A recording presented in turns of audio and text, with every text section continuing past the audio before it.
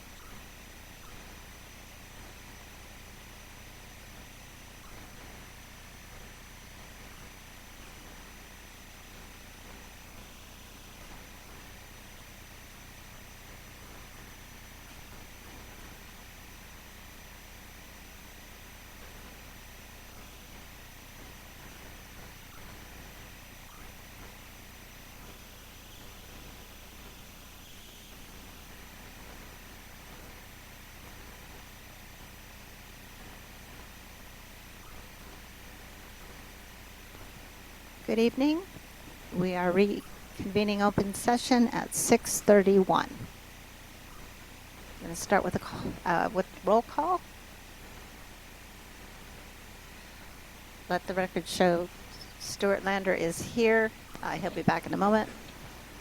Brad Shear. Here. Kate Massanati. Here. Paula is also here for the record. Michelle Brousseau. James Restivo. Here. And I, Carol Vetter, am here. Please join me in the Pledge of Allegiance.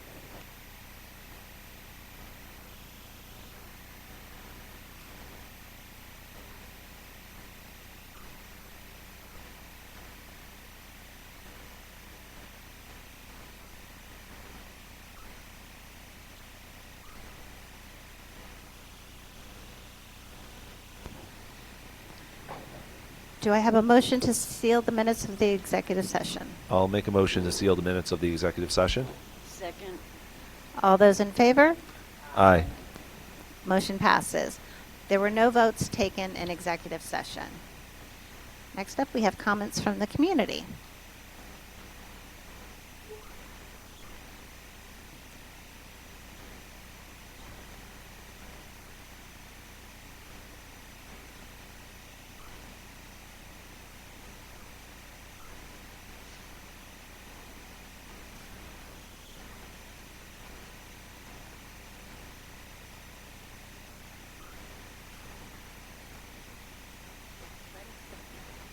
Derek Miller.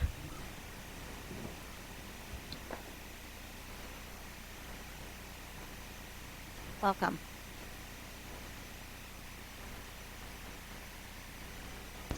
Hi, welcome. I wanted to give public comment about the proposed revision to policy 8405, the age of initial enrollment, which was brought forth by the policy committee.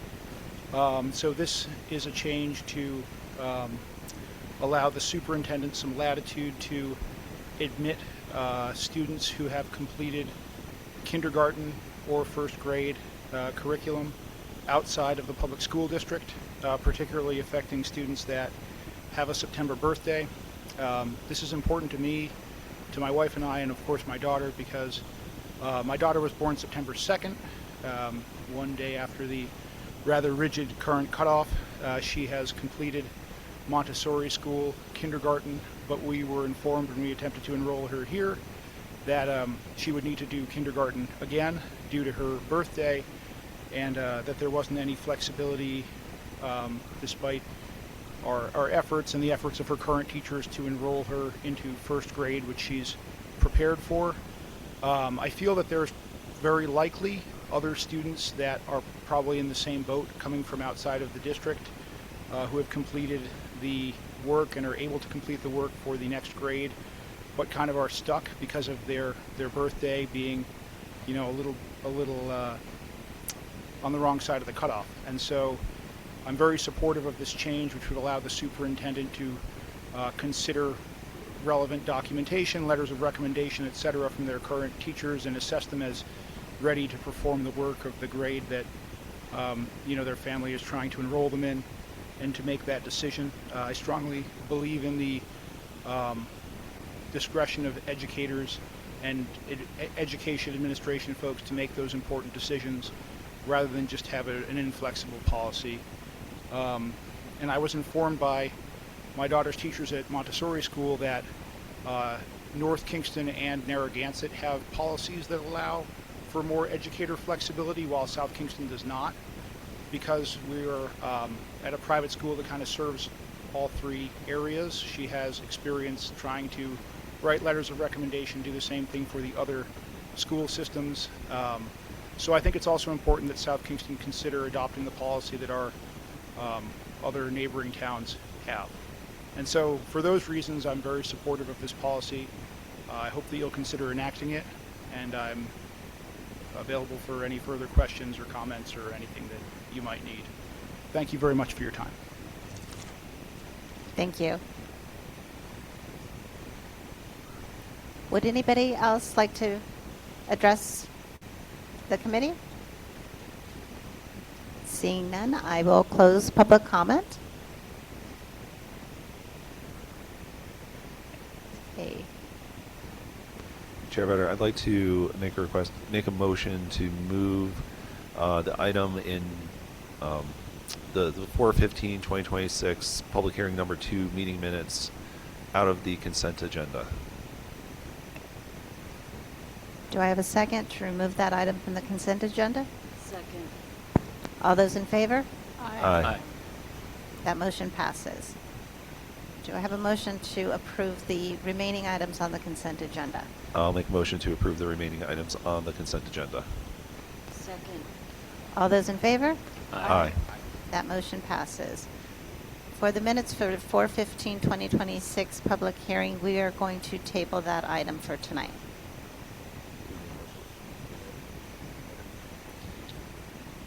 All right.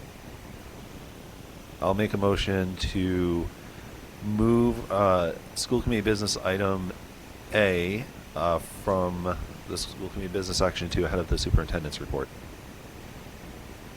Second. All those in favor? Aye. That motion passes. I'll turn it over to our superintendent. Thank you very much, Madam Chair, members of the committee. At this time, I am pleased to introduce and welcome Mr. Arthur A.J. Sherman as the next athletic director of South Kingstown Public Schools. A.J.'s connection to South Kingstown run deep. As a student athlete here at South Kingstown High School, he discovered the value of hard work, determination, and cooperation that has guided his career ever since. That experience also sparked a passion for physical education that would shape his professional path for years to come. Currently, Mr. Sherman serves as a 7th and 8th grade PE and health teacher at the UCAP school in Providence. However, before that, AJ returned to South Kingstown as an elementary PE health and adaptive PE teacher, and later as a coach and game supervisor under then athletic director Robert Cavanaugh. In the years that followed, Mr. Sherman continued to grow as a leader in athletics under the mentorship of our current athletic director, Mr. Terry Lynch, an experience that has inspired the goal of one day leading this very program. And I am pleased to announce today that that day has arrived. Mr. Sherman brings to this role a genuine love for South Kingstown athletics, a strong collaborative spirit, and a deep commitment to every stakeholder in our schools. We are proud to welcome back someone home who has given so much to this district and who I'm sure, and as all interview committees clearly understand, who's ready to give South Kingstown even more. Please join me in both welcoming and congratulating Mr. A.J. Sherman, South Kingstown's next Director of Athletics.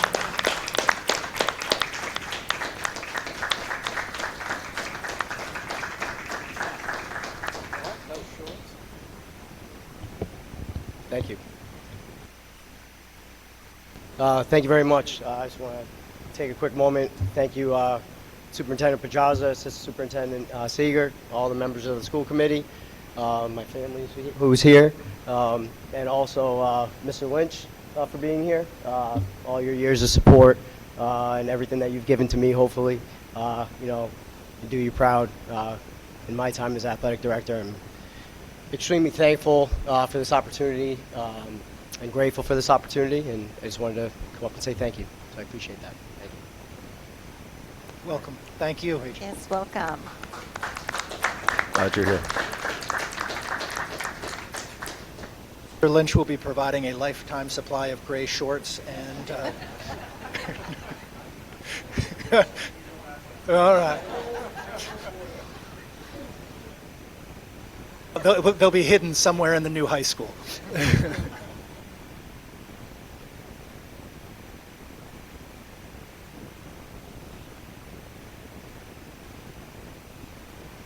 Okay, that will bring us to the superintendent's report, so I will turn it again over to Mr. Pedraza. Thank you. This is actually will be one of the quickest superintendent's report that I will give. as I will, on this superintendent's report, I will take care of the personnel report, which again is informational only. And then I will turn it over to Mr. Seeger for our equity audit update, as I'm very pleased to have as part of this report. We've talked a position and a person that we've talked about a lot since this school year has happened, but has yet to have them address the school committee, which will happen as part of this report. So next slide, please. On our personnel report, we have 2 leaves of absence and 2 extensions of leaves of absence. We also have 1 retirement. We will once again honor that individual with our other end-of-year retirements. And we have 2 resignations to announce. And we also have 1 change in terms of in terms of our coaching staff and athletics, and welcome Mr. Albert De Silva to that position. And next slide, please. So, as I alluded to, in our equity audit makes lots of recommendations, both in terms of building on our identifying some of areas of growth, as well though as what we've tried to do is identify areas of strength and build upon those areas of strength, while simultaneously addressing areas for growth and fixing areas for weakness. And that does not happen just by a report. It happens due to the committed efforts of everybody in the organization. And we're going to, it's my pleasure to now turn it over to Mr. Seeger so that we can highlight some of that work that's being done every day by our educators in our schools. So, Mr. Seeger. Thank you very much, Mr. Pedraza. And if we could kindly switch to the next slide deck, please.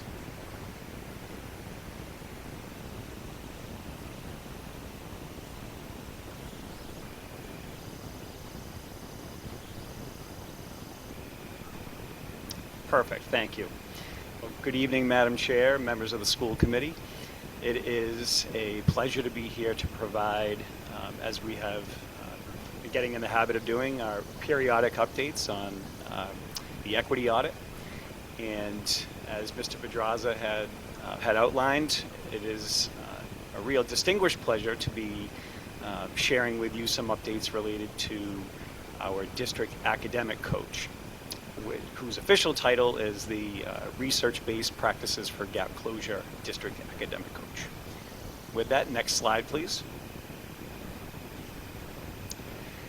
So if, for those of you playing along, you know, as a former social studies teacher, I do love a timeline, so you'll see that once again pop up in the Assistant Superintendent Office of Teaching and Learning slide decks. But just want to go back in time to a little over a year ago. At this time, if you recall, hot off the presses was the official publication of the final draft of our South Kingstown School District Equity Audit. And as you can see in the timeline here, we really, you know, wasted no time in trying to get as much traction and as much work and effort in the direction of responding to the findings in the equity audit. And one great feat that I would acknowledge that happened early on was the reestablishing of at that time a vacancy in one of our 3 academic coaches. And so we did have that reestablished as the gap closure coach.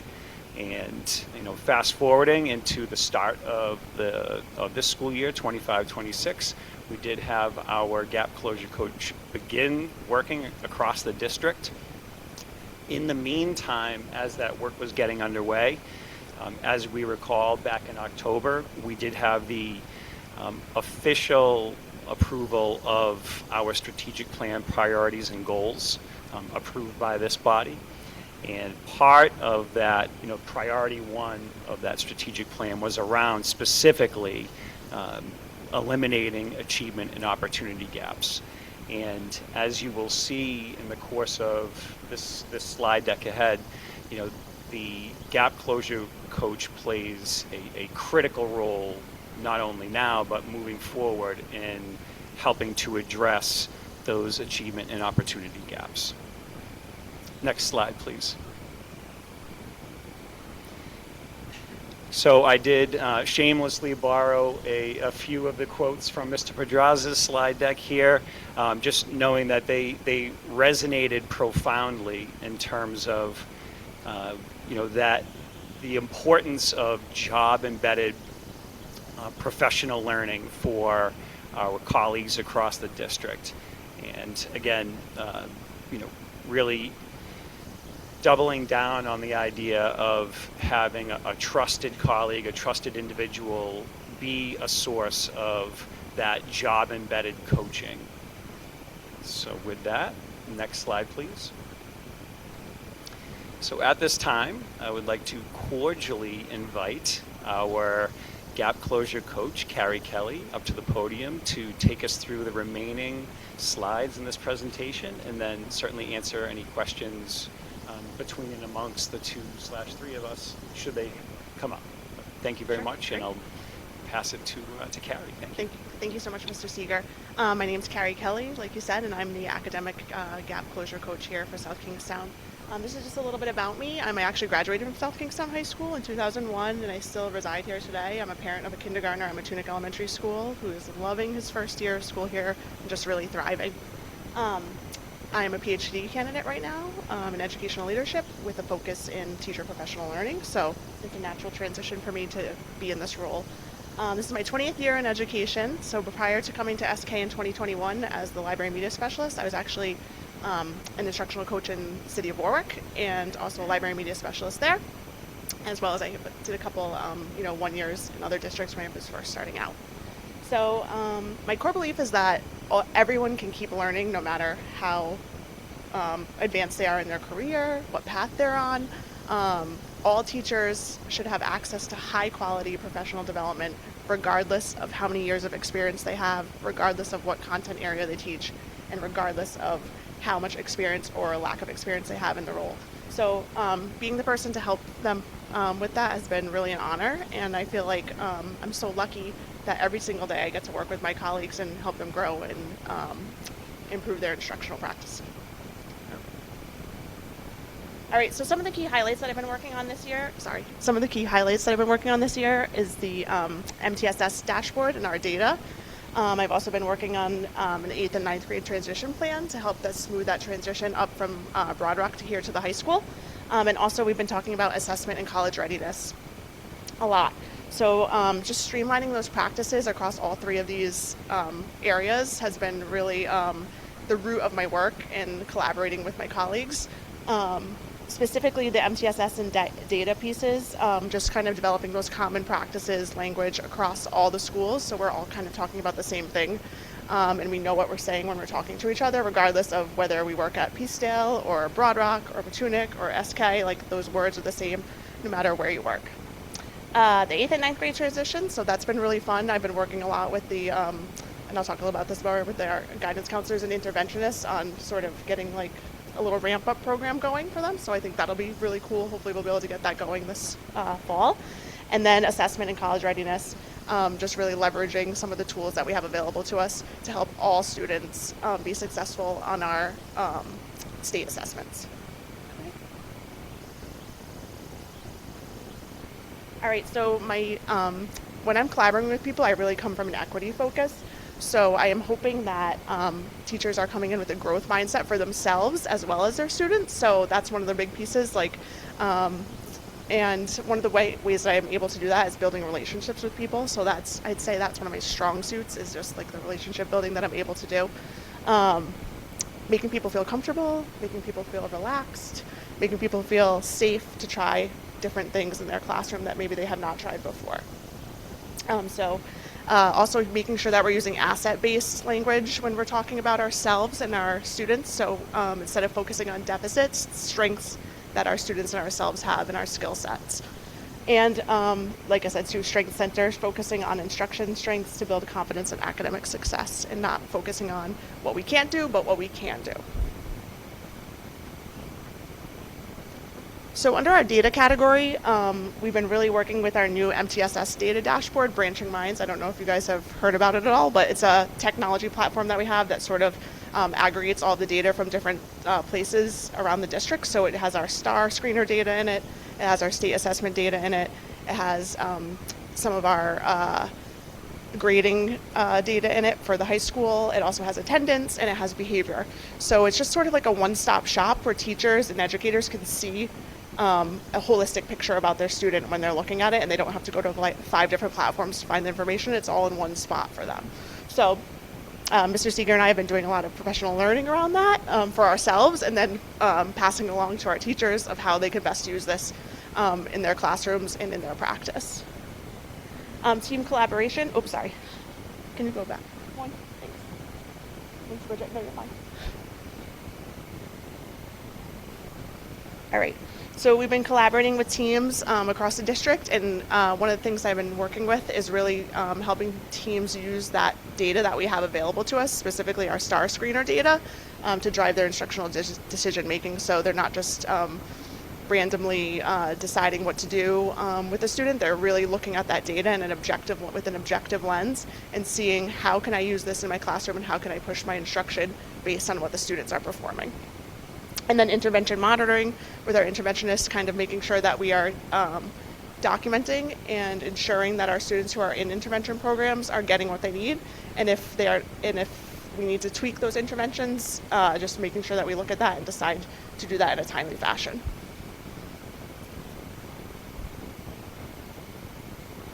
All right. So this is highlighting the 8th to 9th grade school-to-school transition support.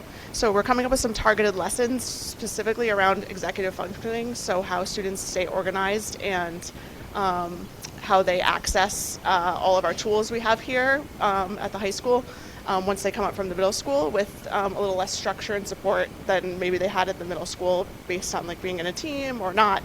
So just kind of making sure that we have student success plans in place so they know exactly where everything is and how to access everything.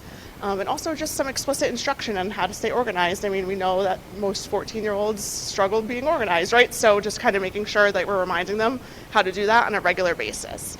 And that it's every single person in the high school's building job to help with this project. So it's not just one person's job to keep the kids organized. It's all hands on deck to make sure that those 9th graders are successful.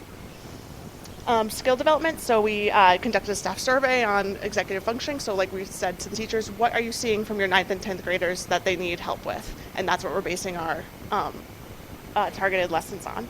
And then a supportive path, just like I said, making sure that every teacher kind of knows, here are some easy ways that you can help support these kids in your room. All right, and finally, I'm going to talk a little bit about assessment readiness. Here at the high school, the state assessment is the PSAT, SAT, as I know you guys are aware. Typically, we sort of think of that as a college entrance exam, but it's actually our state assessment. So we are so lucky to have a partnership with RIDE and Khan Academy for test prep that's fully funded by RIDE. And this year, we were really able to leverage that. And as you can see, we went from 28% students active on it in September to 81% students active on the platform in March. In some ways we did that was we provided professional learning for all the teachers. We also had a big competition between the PLTs for kids, and they could win like a free breakfast, so they loved that, so that was fun. And there's a lot of data that just 20 hours on Khan can increase your score by 115 points. And the good thing is all students have access to it. It's free. Okay.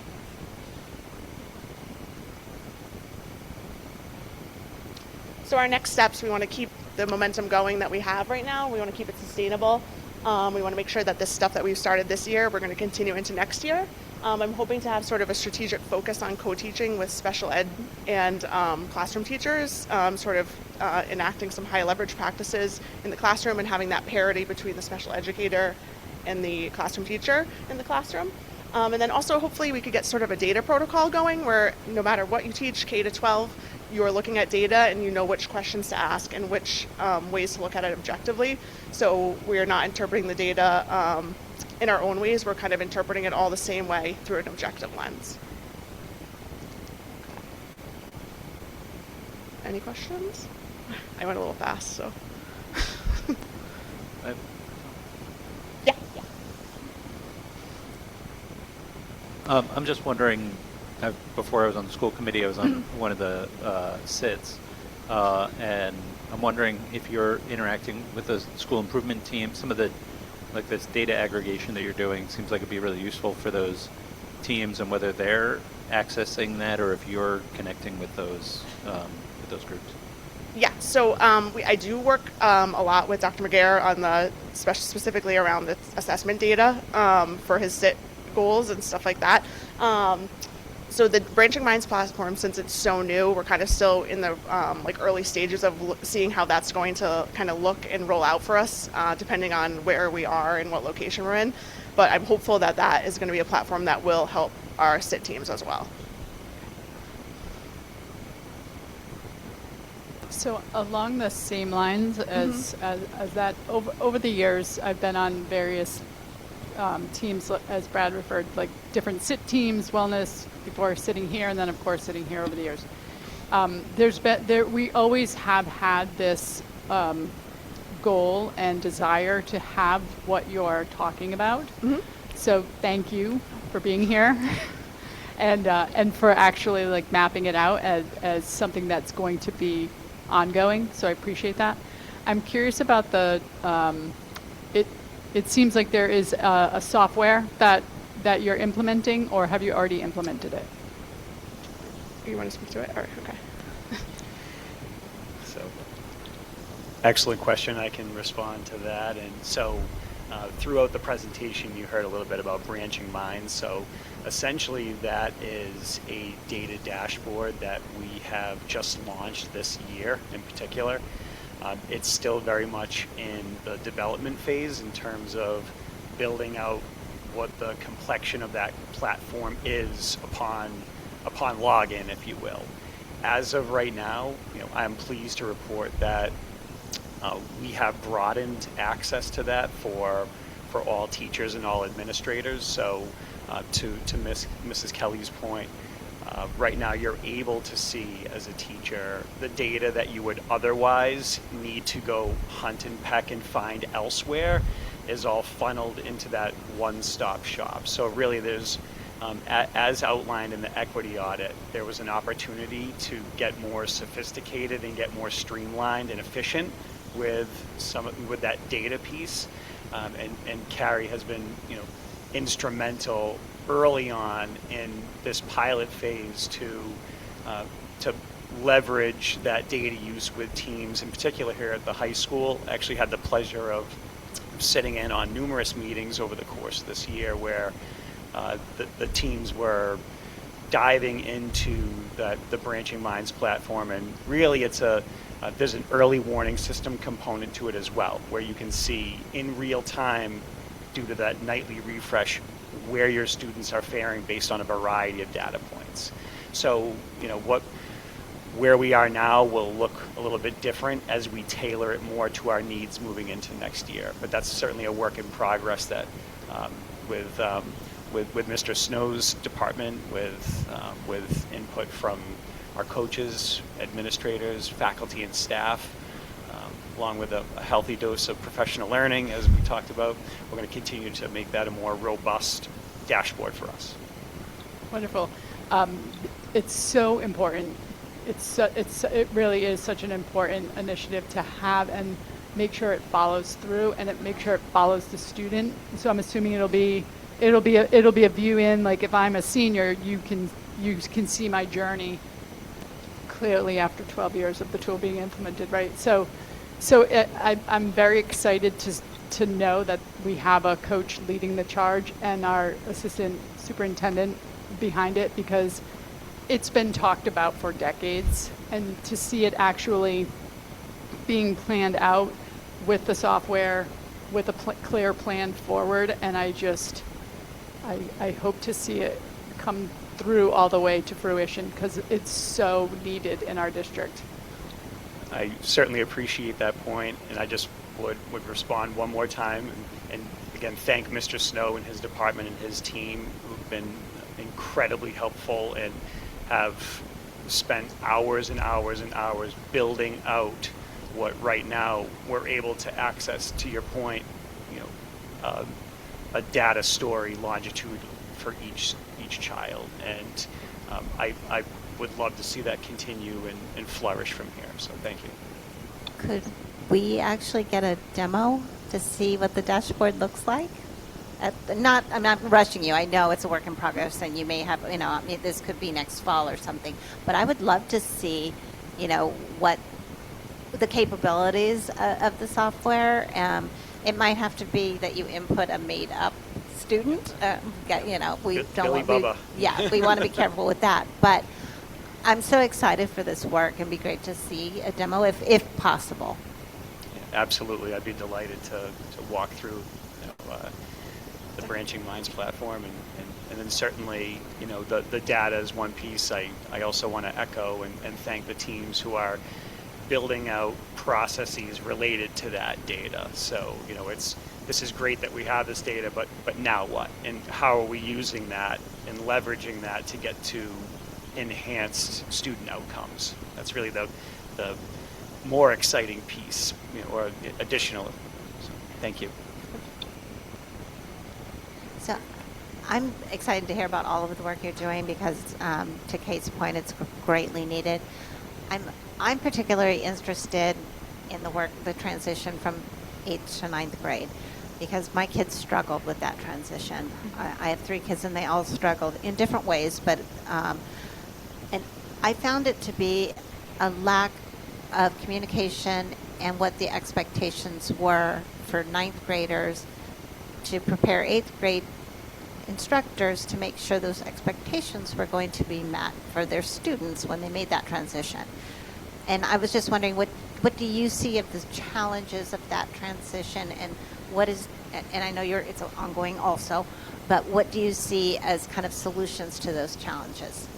Yeah, so like you said, the communication piece is really huge. So facilitating those open conversations between our middle school and our high school teachers about just what a typical day looks like for an 8th grader versus what a typical day looks like for a 9th grader is very different, right? So, and people don't know what they don't know. So just making sure that we're having those discussions back and forth and sort of seeing what can we do here that mirrors the experience there to make this transition smoother, and what can they do there that we do here, you know what I mean? To give the 8th graders a little more autonomy, maybe so they're a little bit more prepared to take on that role when they get here. So for example, at Broad Rock right now, they do like a color-coded folder system. I know this sounds really basic and simple for each of the subjects. So we're going to implement that next year with our 9th graders. So it's going to be the same colors that they use in 8th grade. You know what I mean? So if you're going to put all your math work in your red folder or whatever. So it sounds like a really simple thing, but I think it's going to make a huge impact, right? So we're continuing that same sort of organizational strategy from 8th grade to 9th grade in an easy way that's familiar to them and that is not super impactful to teaching and learning either, right? It's an easy lift for teachers to say, grade out your red folder and put your documents in there, you know what I mean? This is math class. So little things like that, just kind of like strategies that we're all using in silos and just sharing those out and making sure that we're all aware of ways that we can support our students that are already happening every single day that maybe just people aren't aware of. So that's the first thing I've been doing is kind of making sure that those lines of communication are open. The second thing that I can see that would be helpful between 8th and 9th grade is just sort of what the expectations are regarding the schedule. So we have a very different schedule between the two schools, right? So that's something I think that we could probably do a little bit better job of preparing students for, like what the class times look like in the high school versus what they are at the middle school. So I think just really kind of making sure that the students understand what the schedule looks like here before they come here, so it's not such a huge shock when they get here. I think it all comes down to communication and just opening up those lines of communications between the middle school and the high school of how how the 8th graders function best there, and then how can we sort of take those practices here and help support them in a way that makes them have an easier transition and then hopefully a more successful academic experience. Thank you for that, Where that you're there to help facilitate those conversations is great, because they're really needed. That the 8th grade teachers know what what the expectation is for 9th grade, so that they can help prepare in all the ways that you just listed. So I'm really excited for all your work, and thank you for being here. Thank you. Thanks for having me. Thank you, Ms. Kelly. First of all, I would like to make a comment. You had me at your core belief, okay? Just, you had me there. I'm really excited about the implementation of this data structure to make it easier on teachers to look in one place and find information about students. And I know we're just rolling out, so I'm not going to ask any hard questions. I'm an educator with more years than I will admit in public. I love your plans for your 8th and 9th grade transition. I wonder if you thought about something for our 5th graders going into 6th grade. I know when, it was a long time ago, but when my children did it, the elementary schools were K to 6, and they had a 6th to 7th grade transition, and then an 8th to 9th grade transition. And the work that the teachers and administrators did to help that move along was really wonderful. So thank you for everything you're doing. And as Ms. Massamanti said, we've been talking about this for so long. I am so excited, like a child on Christmas morning, that it's getting put into play. Thank you. All right. Okay. Thanks. I'll do my best. All right. Thank you so much. Just one other thing. Over here in the, okay. I'm over in the corner. That you try. I know you try to keep me here, but yeah, as Joni Mitchell said, life is for learning, right? So yeah, your core belief. I'm with Michelle. You had me there, as well as your enthusiasm is very contagious, and it's obvious why people would want to collaborate with you. So one of the things that I'm very hopeful about and enjoy seeing is that we really did, there were some people who have some skeptical views about the equity audit that we did, but clearly we are now putting everything in place through you to really make a difference. And as we move forward, of course, with the transitions from the different grades is certainly an important aspect. I was also wondering in terms of, can you speak to what we're doing in terms of the marginalized groups and those people who seem to have been really looked at in the equity audit as, a place of opportunity for us?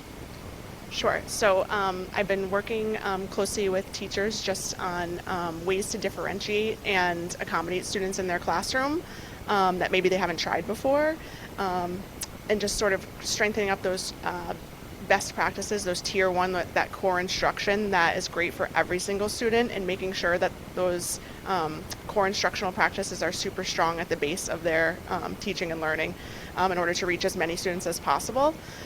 So just trying new things, trying different approaches to maybe something that you've been doing in your classroom for a while now, and just seeing if it reaches some of those other groups that perhaps have not been connected with in the past in your room or in your classroom. So that could look anything like just making sure that you're changing the text that you're offering to reflect student experiences. So making sure that the students are reading and seeing things that reflect their own experience, right, in the classroom. So just looking at different texts like that, ensuring that we have different sources in different languages for our MLL students. Sounds pretty basic, but working as a former librarian, I always would make sure, like, if I had to go over to Peacedale Library to borrow a book in a different language, I would go and get it, right? So just making sure that we're doing stuff like that. And then also just ensuring that our special ed students are still having the same access to the same high level of education that their counterparts are. And that can just be offering different types of ways to showcase their knowledge and their learning. So rather than maybe doing a written piece, maybe they can do an oral piece showcasing what they've learned. So just offering teachers different ideas and being a thought partner with them, and making them feel like there's someone here to support them if they want to try something new that might feel a little bit scary, or might be something that they have never tried before, but I'm here to help with that. And if we don't get it right the first time, there's always another time to try. So I just want to really encourage people to try new things and see what fits best for them, and see how we can reach as many kids as possible. Thank you. Awesome. I just want to say I think we found the right person for the job. I think I think you got a great presentation here, and I'm really looking forward to seeing how this plays out with success of our students going forward. And so thank you for presenting. I really appreciate it. Thank you so much. I appreciate all of your support and all your kind words. So thank you. So I have a question. So we're just putting this all together, and I'm going to assume that eventually we will pull the elementary schools into this work as well. Because your last slide says that you will be, it will be a district-wide portal for educators to see where kids are coming from. One question that really sticks to mind is because this is designed around professional development. Are we looking into trauma-informed practices? Is Yes. that part of the makeup of this work?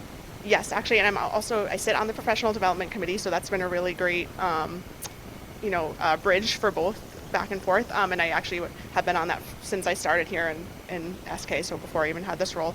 And we are discussing doing some safety training, both emotional and trauma-informed practices safety, as well as physical safety. So we're in the process of working on that in June. Yeah. We'll have that this academic year, and will be one of the topics that we will get into to introduce, so that we can hit the ground running with more focused professional development on it to start next school year. So we'll end this school year with some of that work in order to build upon it and get a running start next school year.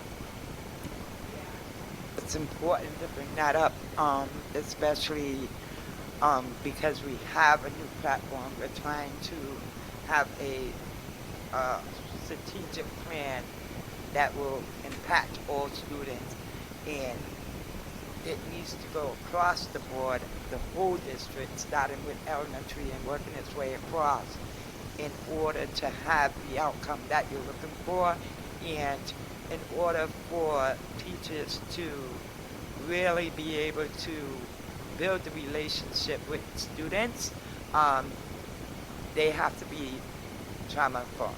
We need to have a practice in place that we are following, so that we could identify and be better fit to help students. Thank you.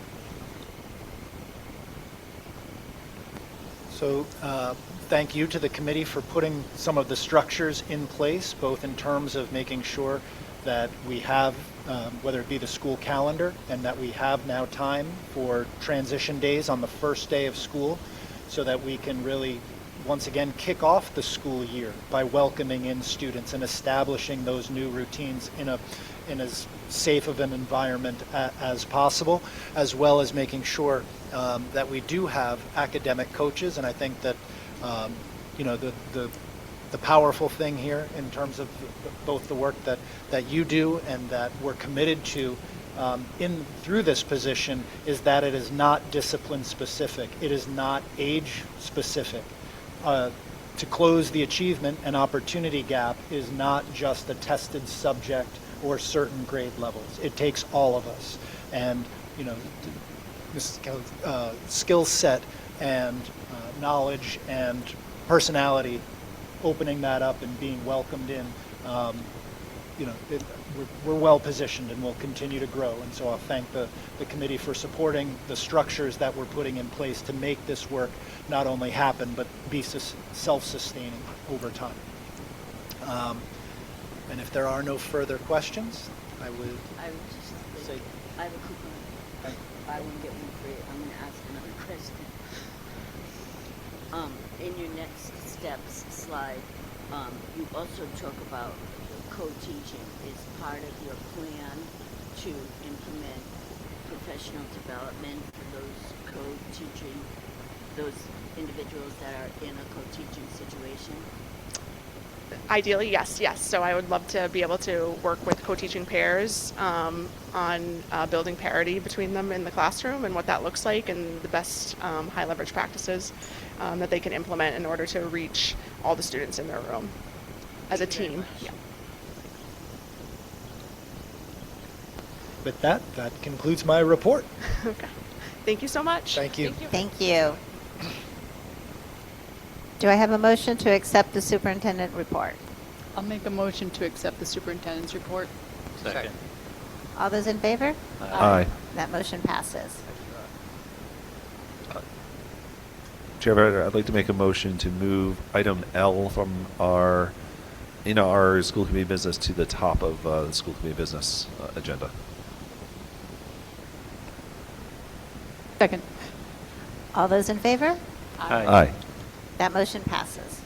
So I'm going to turn it over to James. All right, thank you very much. I want to bring this one up a little bit because I know we have some concerned citizens in the audience about this particular topic, so I wanted to get back to their routine. So this was brought to the policy subcommittee as a kind of a rigid policy we have in place where there's a September 1st cutoff and there's nothing in our policy that gives any leeway to adjust that age of enrollment. And we're talking about kindergarten and first grade here. What the policy as it's currently stated does allow for academic achievement to be taken into account and other things to be taken into account for future grades, but for kindergarten and first grade, it does not. And as you heard from public comment earlier from Mr. Miller, there is other districts, neighboring districts that allow for that, and that could be, if we're really truly wanting to open up our schools and make sure we welcome as many students as possible, I think it would be in our best interest to revise this policy to give the superintendent some leeway to accept students into kindergarten and first grade that aren't strictly meeting the cutoff date of September 1st for the birth date. So we took a look at the policy in our policy subcommittee meeting, and it was voted to bring it to the full committee for a first and second read to allow give the superintendent options for accepting students that aren't meeting the birthday cutoff. And one of the two criteria are that the child's 5th birthday for kindergarten falls within 30 days of the September 1st date and is either enrolled in kindergarten program in another state whose eligibility differs from Rhode Island's, or has successfully completed a pre-kindergarten program in a private or public early education setting. So give us some certification to say they're ready for kindergarten even though their birth date says is before after the 1st of September. And then we applied similar logic to first grade, where they would have had to have completed, either be enrolled in first grade in another district, moving into our district, or have completed kindergarten and are ready for first grade.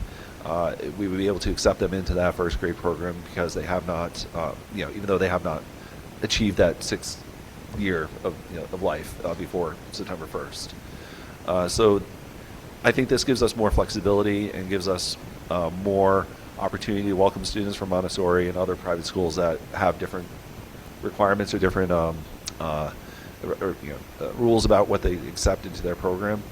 So I think this opens up our district for potentially more incoming students in the future. For the few that hit this cutoff date, that's going to be important for going forward. So I wanted to bring it to the committee for first read, and then obviously there are no, depending on what we talk about tonight, we bring it back for a second read, and so then this policy, assuming that it gets accepted, it will be in place after the second read. But so I want to bring it here first. If there's any questions, happy to field. And Ms. Pedraza, if you have anything you want to add, or Just a question. So in the second criteria, you refer to eligibility differing in other states. Does RIDE have guidance or regulation about that? Is this statewide, or is this district by district? RIDE is the date and the date and the date. And hence, I believe that the last revised was in 2013, where RIDE had put out definitive. I believe they rolled back the age of enrollment, and they put it, because they were implementing at that time all-day kindergarten, or were requiring it, so they made it strictly age-based. I believe that in the Rhode Island general laws, they've since repealed the first grade component of this, what's still in our policies, but yet maintained it for first grade. But yes, it was strictly age-based, and with in terms of Rhode Island general law, no leeway.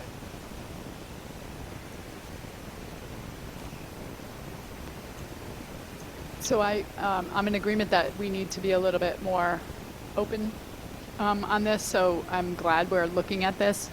I have a tendency to even would like to see it a little bit more open, because who's to say that my 5-year-old born on September 30th or October 1st? I mean, I'll throw the whole, back in my day, it was December 1st, right? And so there are these arbitrary dates that are constantly thrown around.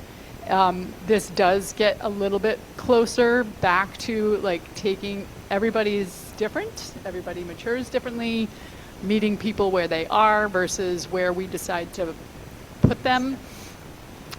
So while I'm open I'm glad that we're kind of loosening that and giving more opportunity for someone else to kind of look in and take a holistic perspective of the child.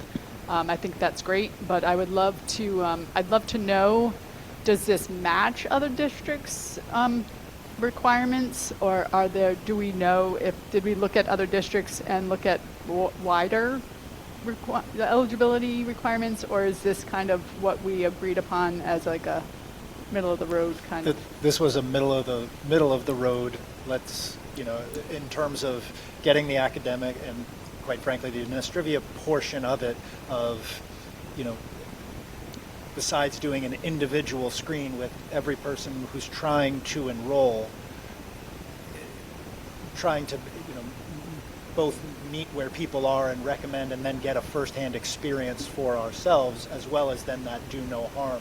It was within those guidelines of, okay, it gives us some flexibility, and there's a certification, if you will, from other educators within that, and based on where we were from a date standpoint and date only, that this seemed like a logical first step in that, to then see, okay, if we're excluding someone, or as we track students, we can take, and we're going to be looking at data in terms of having that longitudinally, how do students fare, who we then can modify the policy going back. So in terms of, there are some that are very nebulous that they can appeal, but then it doesn't provide any guidance, which then of course leads it to scrutiny of those decisions and going into. So it's basically to provide those guardrails for an initial change.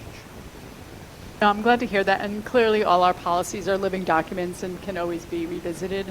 I just would love to see a little bit of wording, if there's an extreme exceptionality that we could, if let's pretend a 4-year-old comes in and is a clear exception to the rule, I would love to, instead of being nope, sorry, and then they enroll into a private institution that then they would thrive in. Obviously, that's an extreme example, but it exists, right?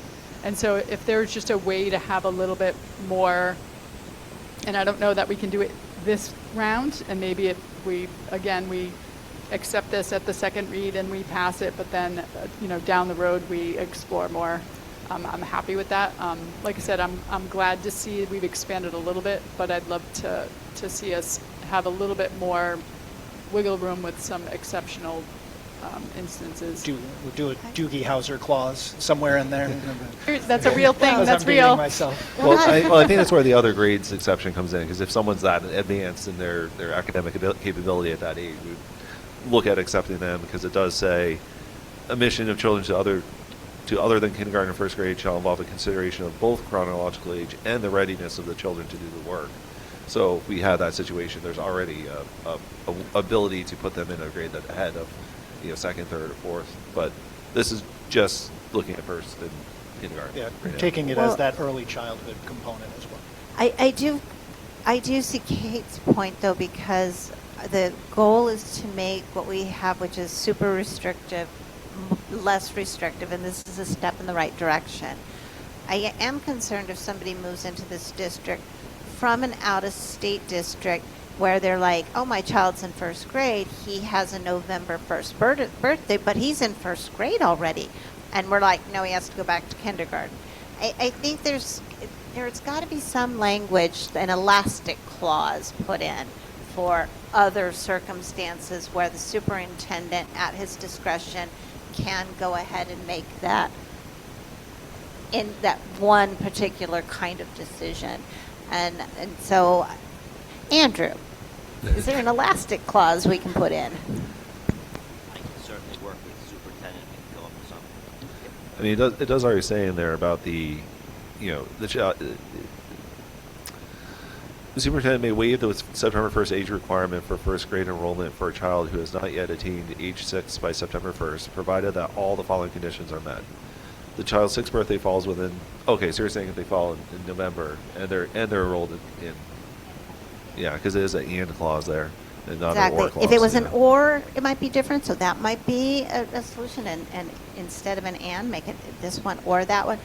But I do like that there is an academic component, not just age. I think that the and is kind of needed, but we can't foresee everything that's going to come before the district. And I think that's why in an extreme circumstance, the superintendent still has discretion to admit a child to the appropriate grade for that child, because that's what our goal is. So I think with that, so Andrew, you're going to take it on to craft something to add into the policy?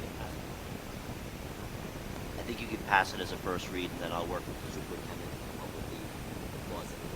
Yeah, okay. Yeah, we usually don't vote on a first read, so we just put in there, and then we'll come back with changes. So that's a recommended revision that we'll bring to the table for a second read. And Shelley had something. Yeah, Mr. Pedraza, I just have a question, or Andrew, what does Brown General Law say? Well, I mean, you don't have to read me the law, but what age does Rhode Island General Law say? September 1st. Rhode Island General Law says age 5, if we're just talking about kindergarten, by September. Okay. On or before September. I like the idea of the flexibility, because, I mean, for a while it was September 30th, then it was December 31st. There are people my age who, the younger brother wanted to be in the same class as his older brother, and they were 11 months apart, and they got into the same grade. I like the idea of the flexibility, especially for a little one who has gone to a kindergarten program somewhere else, or a pre-kindergarten program. But what kind of trouble are we going to get in? I don't think we're going to get in any trouble, because I think that they're establishing the date for compulsory attendance. They're trying to make sure that students are in school. They're setting a minimum where we're going above. We're looking to go above and beyond. You can bear from that. You couldn't go the other direction. That's all. Okay, so I really like this idea, and rely on Mr. Pennings to come up with an elastic clause on the dates. Thank you.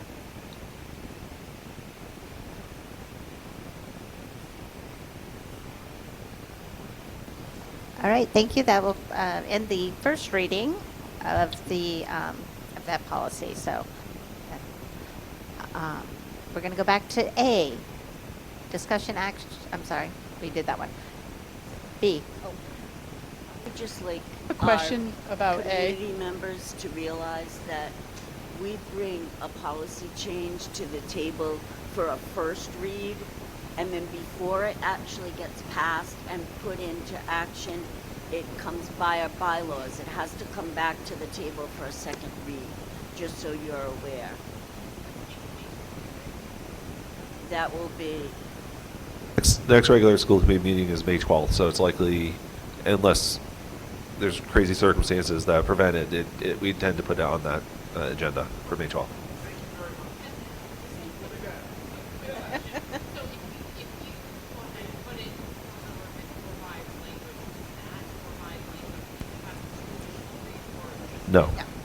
No. So just for informational purposes, the first read is for the full committee to see it, because the full committee hasn't seen it yet. We've only looked at it from the subcommittee level.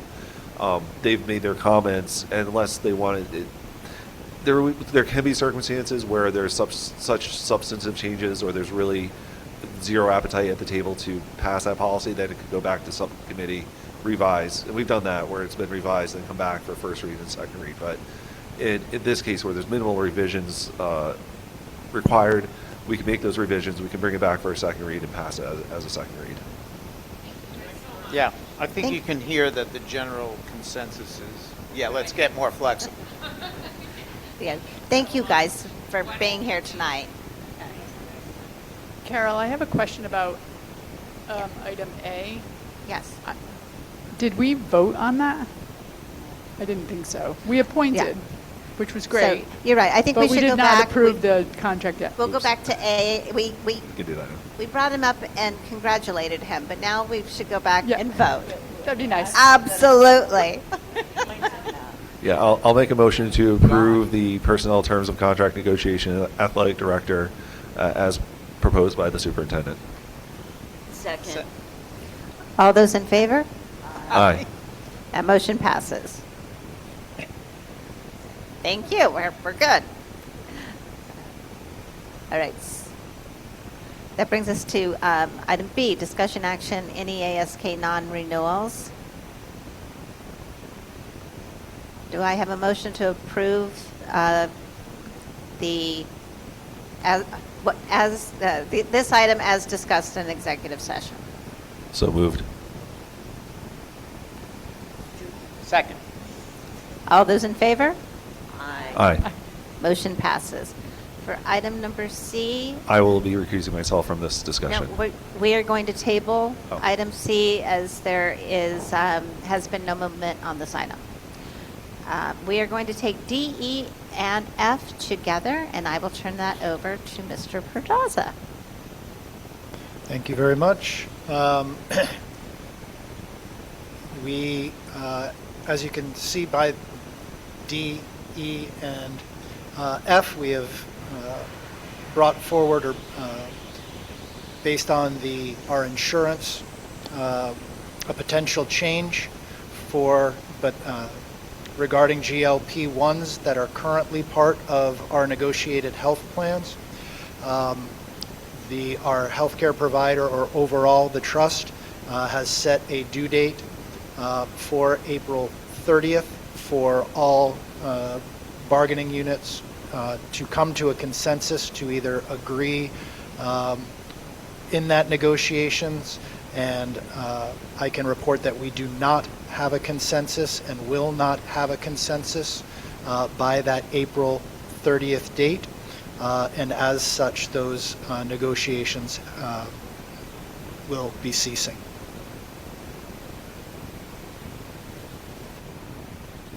All right, thank you for the information. All right, that will bring us to item G, the parent appeal notice of final action taken.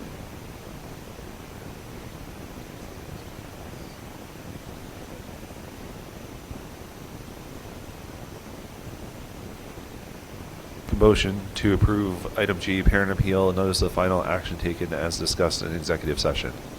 Second. All those in favor? Aye. Motion passes. Bring us to H, discussion transportation audit update. Mr. Pedraza. Thank you, and I will, at this time, turn it on over to Mr. Lonergan, who's here to give us that update. Thank you very Welcome. much, Superintendent Pedraza, School Committee. Thank you for having me. A while back, you all approved a audit of our transportation vendor.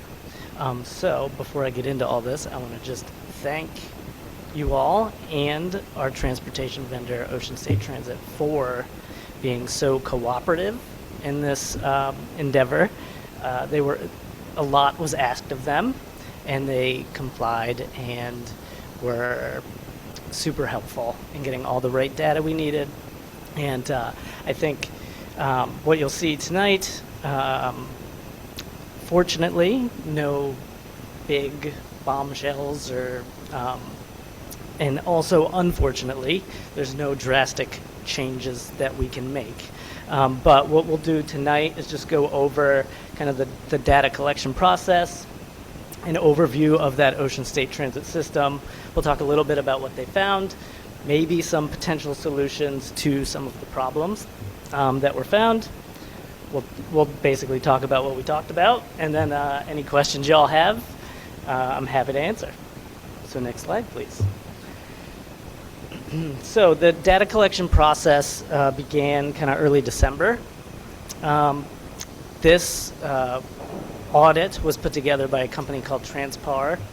So basically a third-party review of the operations over at Ocean State Transit. What they found was there's 33 total buses operating. We have 24 big buses, 9 minibuses. The data collected included things like the kind of the route sheets, all of the fleet information that they have, and then also kind of crucially were these driver surveys that tracked these operational metrics of ridership, so school arrival time, student count, departure time, and then last drop-off time. There's a little note here on the initial draft we received from Transpar. The gentleman who put it together, Doug, mentioned that there were a few routes missing, so we were able to kind of coordinate back with Ocean State Transit, get the correct data, and confirm, the number of buses, get all of those surveys done in kind of the correct manner, so you can be assured that this is finalized, accurate data that we received. Next slide, please. So we'll talk a little bit about what we found. Again, they kind of just did an overview of the routes. Kind of some good news. Something I was pleased about is we noticed that our AM on-time performance was improved, about 91% on-time performance, and that was kind of a key issue that I wanted to nail down, just because I don't want students to miss instructional time because of transportation issues, period. We did find that afternoon on-time performance was not quite as high at 52%, and a later slide will kind of illustrate why that is and maybe some structural things we can change to improve that. We also noticed that, even though we have this two-tiered busing system designed to improve student density on the bus, we do only average about 19 riders per run in the morning and 18 in the afternoon. So our next slide, please. This ridership number, I just wanted to do a little comparison with some other rural districts. And so in the audit, they compared us to Burrillville, Cherahoe, and Coventry. We are lower than all of those at 51% ridership.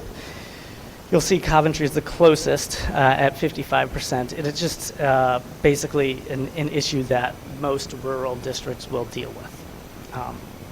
Next slide, please. So this kind of is just a little deeper dive into that, into some of the efficiency analysis. So the seat utilization basically is that ridership number. So right now we operate at about a 36 to 38% utilization, which essentially means that on average our buses are 2/3 empty. However, this next piece, this time utilization piece, is one of the reasons why that is the case. We have such a large area. Buses are actively in use pretty much all of the time, 65 to 74% of the available time. And so the issue here isn't that we have idle buses sitting around not doing work. What we have are buses that aren't completely filled. And it's because they have so much ground to cover, it's very difficult to create that student density to get those ridership numbers up. Next slide, please. And so these are some of the constraints that our system faces. The rural geography, as you all know, this is where, you're all familiar with this. I feel like we talk about it all the time. But because it is a rural district, all the stops are, there's fewer clustered stops, so there's not as many students at each stop, and it's hard to create that student density. Some of the bell times could be tweaked to improve the on-time performance in the afternoon. That's a little bit above my pay grade, however, so I'll give you some information on it. I just put a note here that the combination runs of the high school and middle school, I think, help create some of that student density, but they're still significantly underfilled. And then some of the policies we have in district, the report mentioned, could be tweaked a little bit to help with efficiency as well. For bell times, that includes private schools as well that we have to serve. Yes. The private schools that we also service. That's why that number does not match what our district was.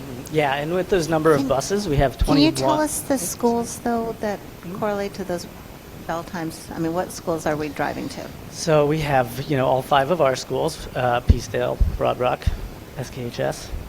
We also have Matunic in West Kingston. We drive to Prout. We drive to Monsignor Clark. We drive to Bradley. We do our Transition Academy kiddos. And then also the pre-K has different bell times as well. So there's a lot of complexity. Yeah, no problem. Next slide, please. And so these are just some of the solutions that were proposed in the report. That bell time tweak, you can see in the chart there, the difference between the AM efficiency and the PM efficiency lies in the closeness of the 2 tiers. So essentially, the buses have more time in the morning to complete their high school, middle school routes before they begin their elementary school routes in the AM compared to the PM. So separating those a little bit will improve the on-time performance in the afternoon. Routing optimization is really the only way to create student density. Would be, according to the report anyway, explore kind of depot or community stops. I know some of our charter schools employ this method. Not super easy to implement, but an option. Also, the Transpar folks mentioned exploring the statewide service for the transportation to, say, Prout and Monsignor Clark, just to realize some efficiencies with local districts around us, picking up kids on those routes to Prout and Monsignor Clark anyway. And again, reviewing some policies can help a little bit. Right now, we have home stops in our policy, I believe, for kindergarten and first grade. I know in the district I live in, we just have kindergarten. Also, right now, our policy has been kind of an opt-out policy in terms of busing. So, like, pretty much everybody gets a bus until you tell me you don't want one. We're looking to kind of implement more of a registration process, basically. So, saying you get a bus if you request a bus. And then I think one key thing that we probably haven't done in the past is proposing performance goals, essentially. So setting a target to meet. The target in the report here mentions targeting 50 riders per bus and improving that on-time performance from 52% up to that 90%. And so, as your transportation liaison, my goal would be to monitor the performance of whichever vendor we have and make sure you have all the information you need. Can I have a clarifying question on that before you Mhm. go to the next slide? The target 50 riders per bus up from, is that up from 34? Is that what that? Yes. Um, how would you do that? Like pay What a family, what put a your kid good- on the bus, like give you $50? What a good question. So that's, I mean, like I said, it's difficult, right? So like community stops would really be the only thing that I could think that would help, in that you would be able to kind of eliminate buses in that sense. And so more kids riding one bus, basically. You know, it is tricky. I do think whichever vendor we end up with, I know Ocean State Transit has been wonderful to work with. So coming up with solutions is something that I'm willing to work with them on moving forward. Yeah, I know we've explored that in the past. We actually created a couple, worked well, but few and far families in between are interested. Yes. So that's where it is, yeah, it's difficult. It is, Anyway, for sure. but I'll stop. Is there a percentage of students that are on the bus in the mornings and then due to after-school activities are not on the buses at that point, and that's why there's a much lower Yeah. capacity?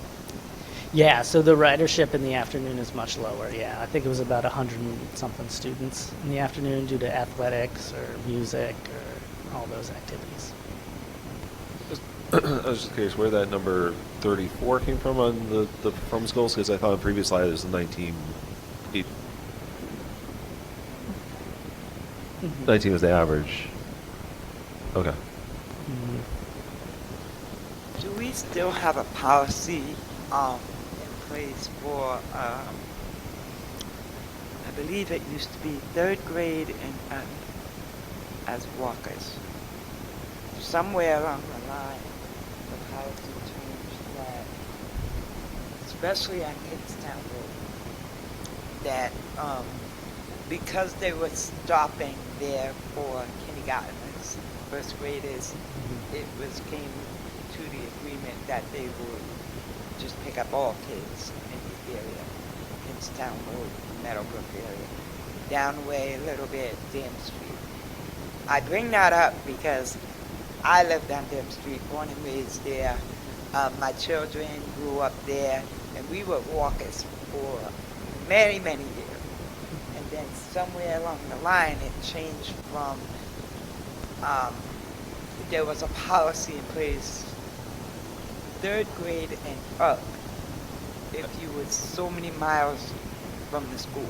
So I just pulled up that policy. It says it's policy number 8120. Walking distance. For students in middle and high school, all points within a 1 mile radius shall be considered to be within reasonable walking distance to either school buildings and or established bus stops. For elementary school students in second grade and higher, all points within a half-mile radius shall be considered to be within reasonable walking distance to either school buildings and or established bus stops. So I think that's the policy you're referring to. Okay. So it sets it at second grade and half-mile. So is there, just to go back to my original question, is there opportunity then to take some of those buses and take some off the road and then take those numbers and consolidate the number of riders into the lesser amounts of buses? No. So we did. I mean, that was kind of the main goal of the report, was to see if we could get there. And due to the kind of the time utilization piece and the combining of high school and middle school into the two tiers, we have as many buses as we need. The only place we can save is, I believe, at the elementary level. So there are 1 or 2 buses potentially that could be used, say, for like late buses or something along those lines. Earlier you said we have 51% ridership. So what is that 51% of? Is that 51% of all students in the district, or is that students who have opted into transportation? That's all students in the district. So do you know what percentage have actually opted out? Oh, off the top of my head, I do not. So I know approximately 1,400 have either opted in or not filled out their registration form. So if we can do some quick math, that'll get you your opted out number.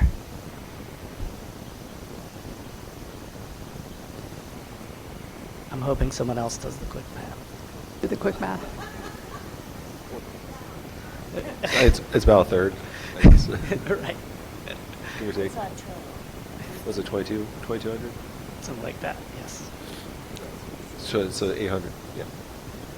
You So know, there's about a third yeah, of we're them. around the 22. However, then you then go into the walking distances and things where Yeah. people or students aren't eligible. And then once you get to 16 So it's a blur. plus, I'm just wondering what percentage, Yeah. what It's a third, percentage that yeah. either are eligible or want a bus are taking the bus? Because it sounds like it's 51% of total enrollment, Mhm. but what's the percentage of utilization that is either eligible or, because some of them are not, some of that 49% either aren't eligible for the bus or have told us they don't want it, right? Am I right? You about are that? right, yes. Yeah, so do we know, I think we want to get to who's actually eligible to take the bus, and then we get a number, what's our potential number to fill those buses?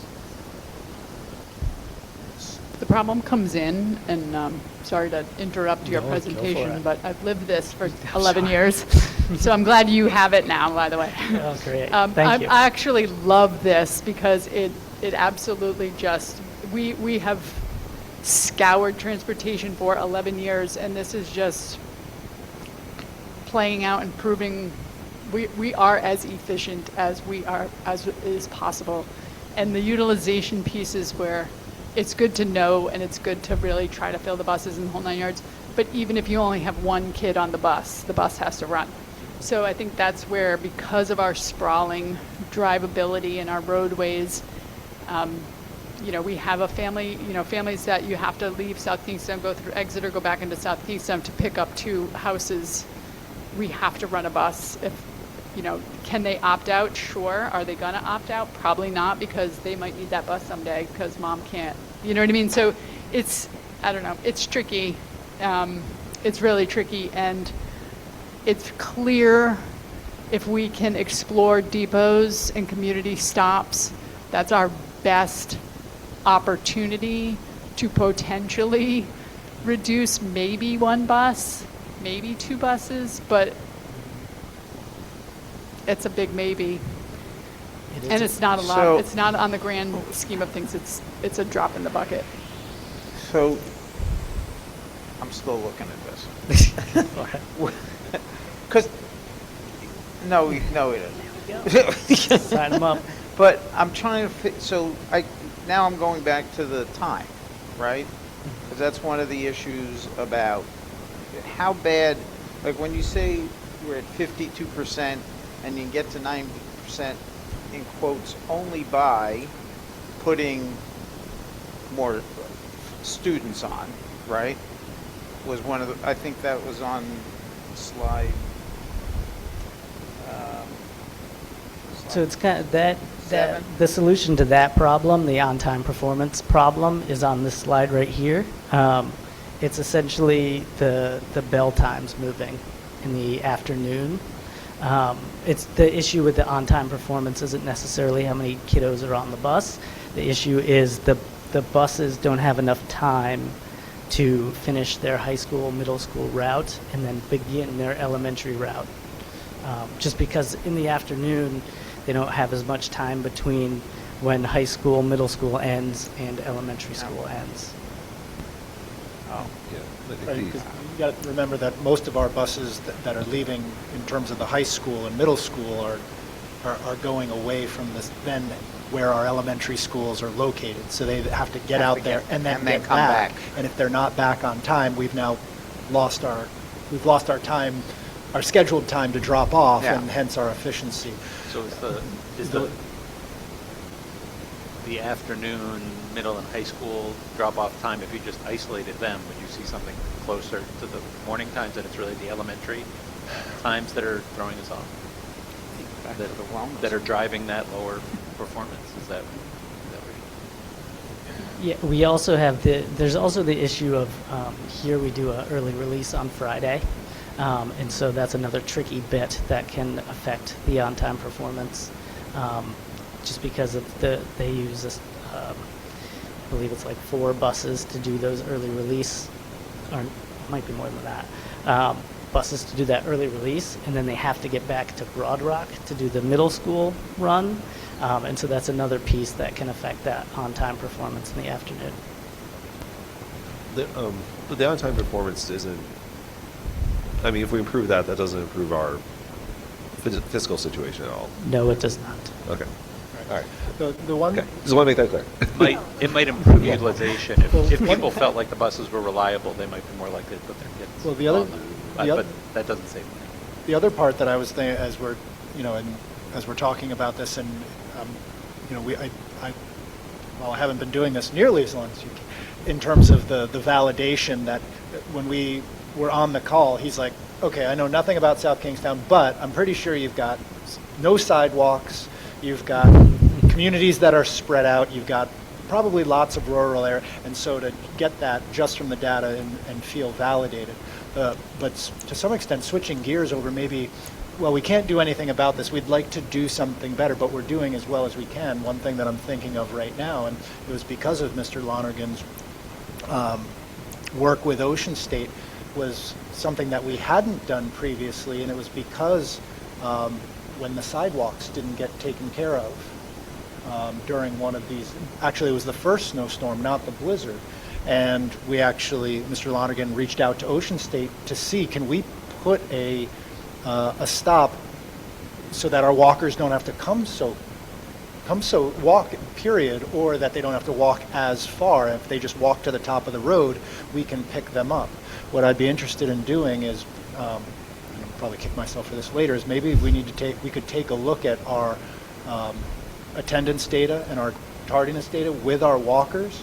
And if we've got underutilized buses, and if we want students to be on time and we want them in school when the academic day starts, maybe that's something that we ultimately have if we've got buses that are utilized that are 66% empty, having a depot of stops to pick up walkers, especially at such an early grade level where there are no sidewalks, but yet it's policy and parents are driving, maybe that would be an opportunity where we could actually improve student attendance. We might not be able to improve route efficiency or the number of buses, but if we can get students to school on time and or home quicker, maybe that would be a hidden benefit of this study that we could take a look at.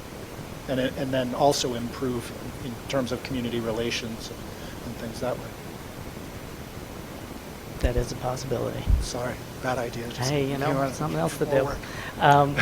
Yes, one thing I think I've spoken with, I think Patricia about a little bit, and it's just kind of, well, we're just throwing out ideas, is like right sizing some of the vehicles, so if we have lower ridership on a very big bus, potentially not using a very big bus to pick up those kiddos could be something to explore as well.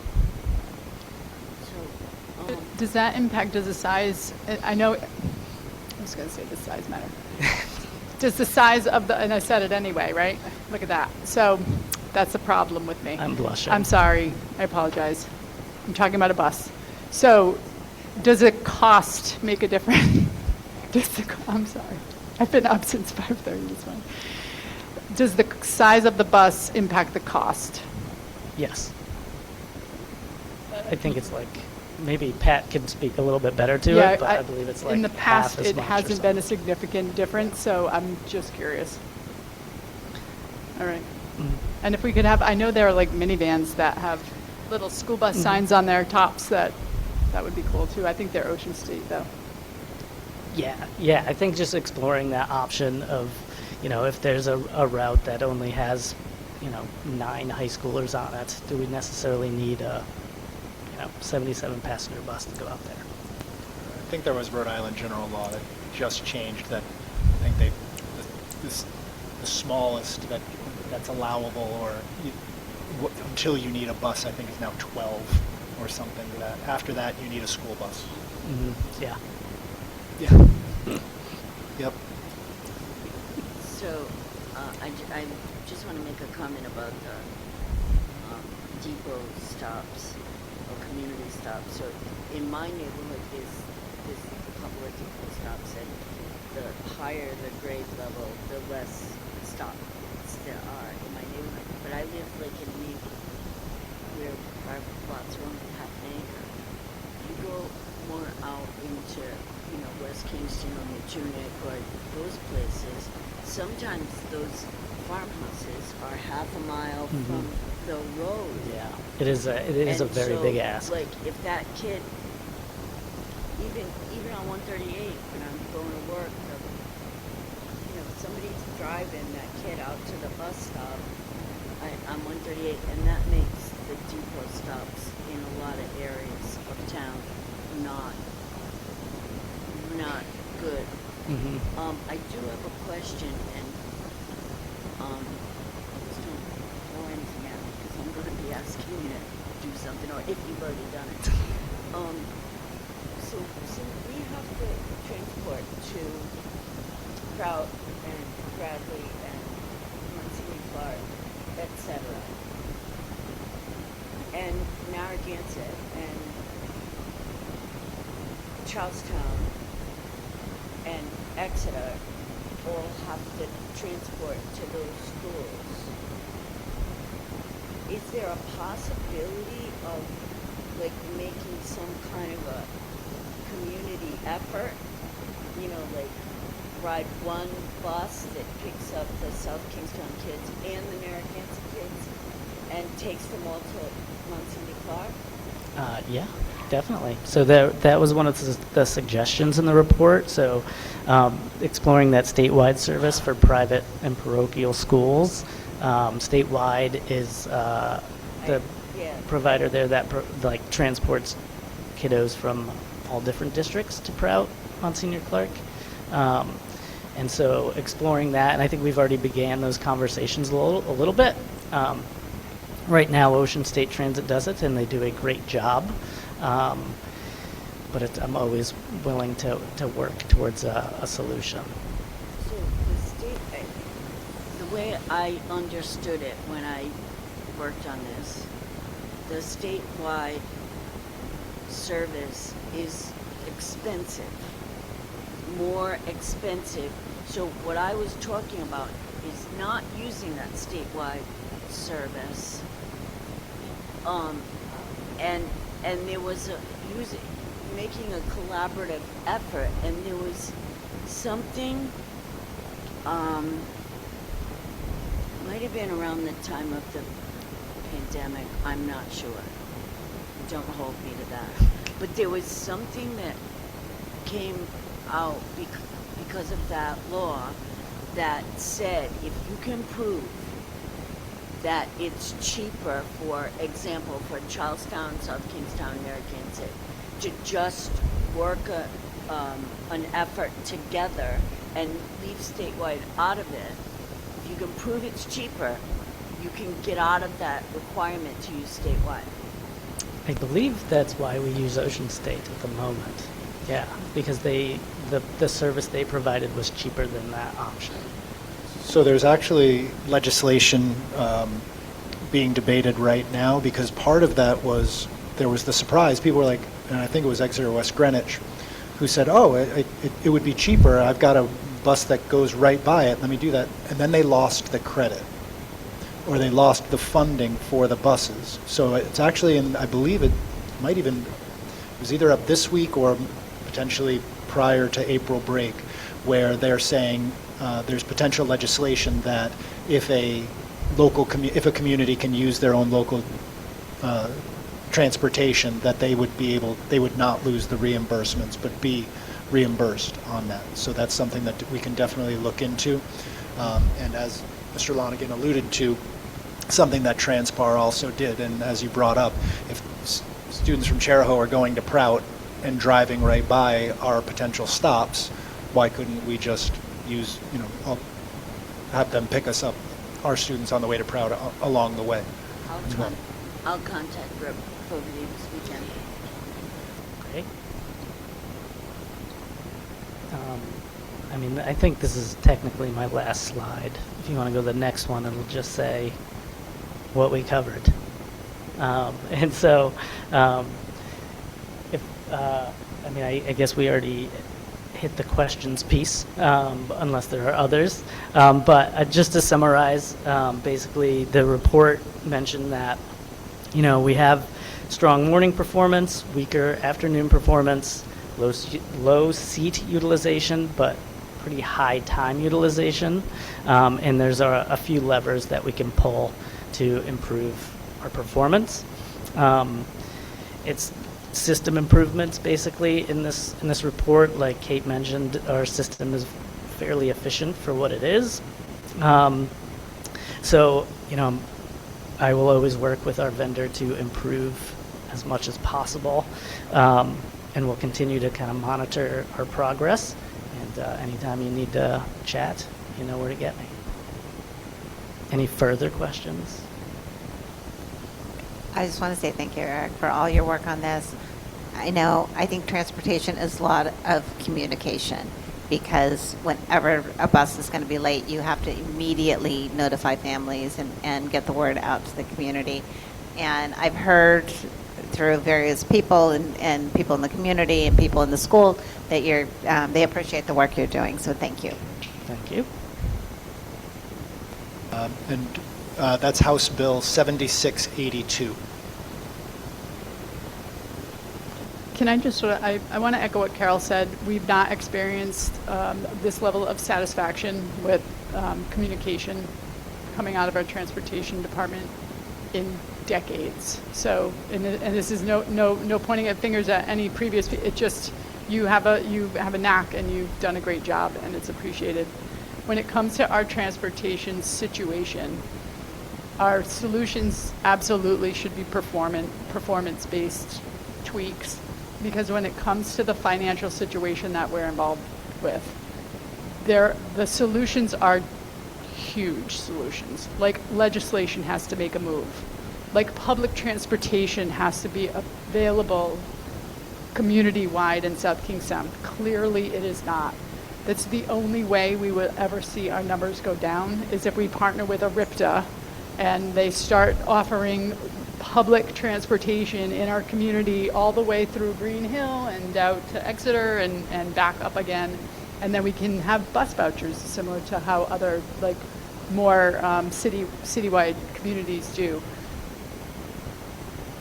The solutions will take large cohorts of people to come together in order for us to move our dollar. And I'm not saying it's not possible. We actually had a movement around it, a huge movement around it right before the pandemic hit. We were partnering with URI, RIPTA, and South Kingstown, and then the pandemic hit and everybody dispersed, went their separate way, and that was a fleeting thought after that. So the solutions are there, they're real, but it will take a community-wide effort in order to make a big difference.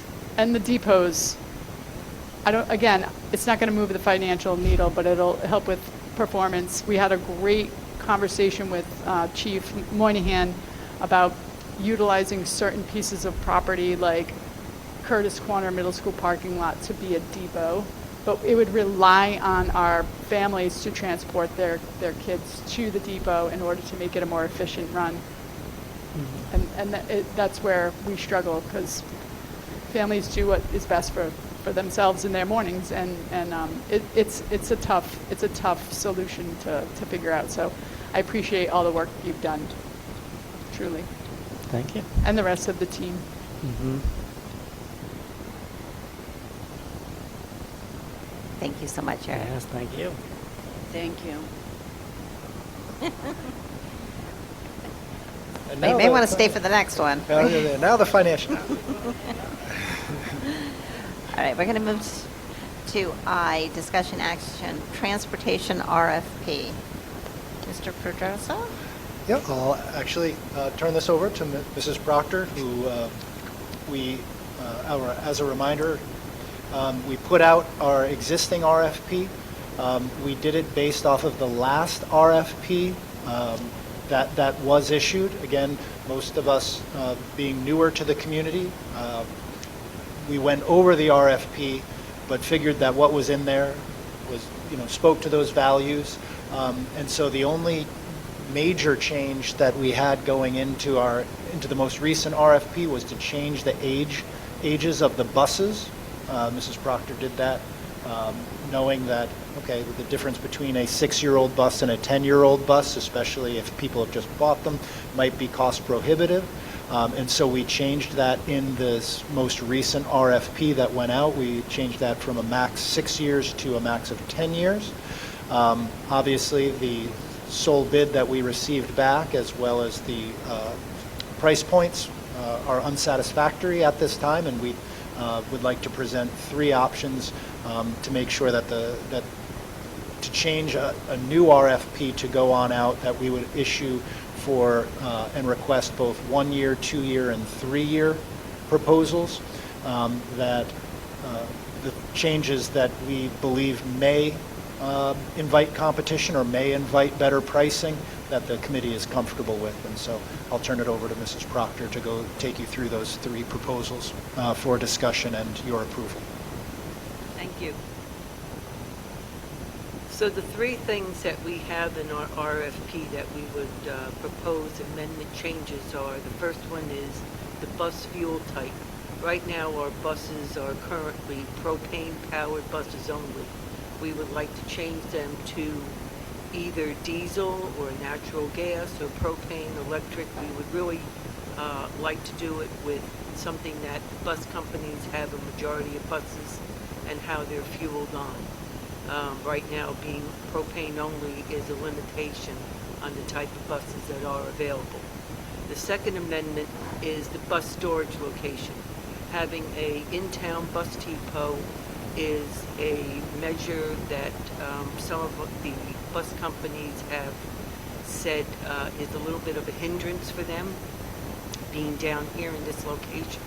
It doesn't make sense for them, and it's a huge cost measure for them to include in their pricing out of their buses. The third is the performance bond.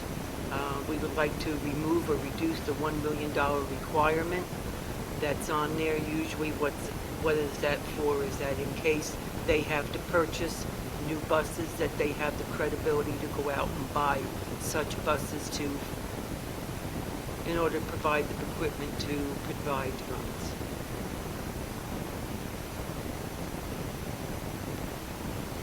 And currently, the current or the past RFP and the most recent one required propane. It also required that in depot or in-town depot, and again currently requires $1 million bond. So before we put a new RFP out there in terms of people's comfortability, whether it be regarding different fuel types or exhausts, before we put things out there that way, that we get the community's input and this committee's input. I just have a procedural question. So the original RFP was for 3-year only. Does it require an amendment to go to a 1, 2, or 3-year bid? I mean, I'm just curious why that's not on as an amendment. That I'm not sure of in terms of it. That was something that was in terms of our current one. Does it require a minimum of 3 right now? No. Now what we have is a 3-year contract with a 2-year extension. And yeah, and so in our existing bid, so we can discuss that. It was something that when we reached out to RIDE, that they suggested in terms of statewide transportation, in terms of seeking bids for 1, 2, and 3 years. So I agree. It's good to do that. The more flexibility, the more opportunity to invite bids. I just want to make sure that we get everything you need Yep. done tonight. That's, I just want, procedurally, maybe we should amend this just as a precaution to include a change in the term to 1, 2, or 3 years. So I think that in terms of changing the art, and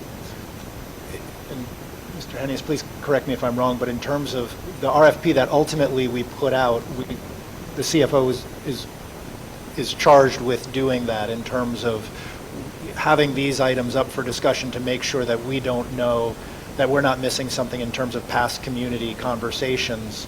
It's not anything that the school committee must determine that the buses reside in town. Those are things that were in there from past CFOs or past RFPs, and so here it's just making sure that we could make any of these changes unilaterally, like we did with the age of the buses. But it's in terms of, we just wanted to make sure that, so I don't think there's anything procedurally stopping us, that if you didn't vote on it here, we just want to make sure that if we make these changes, that everybody's comfortable with them and it reflects the community's values. No, that's good. I just want to make sure that we cross all the T's, dot the I's, whatever, and give you all the information, all these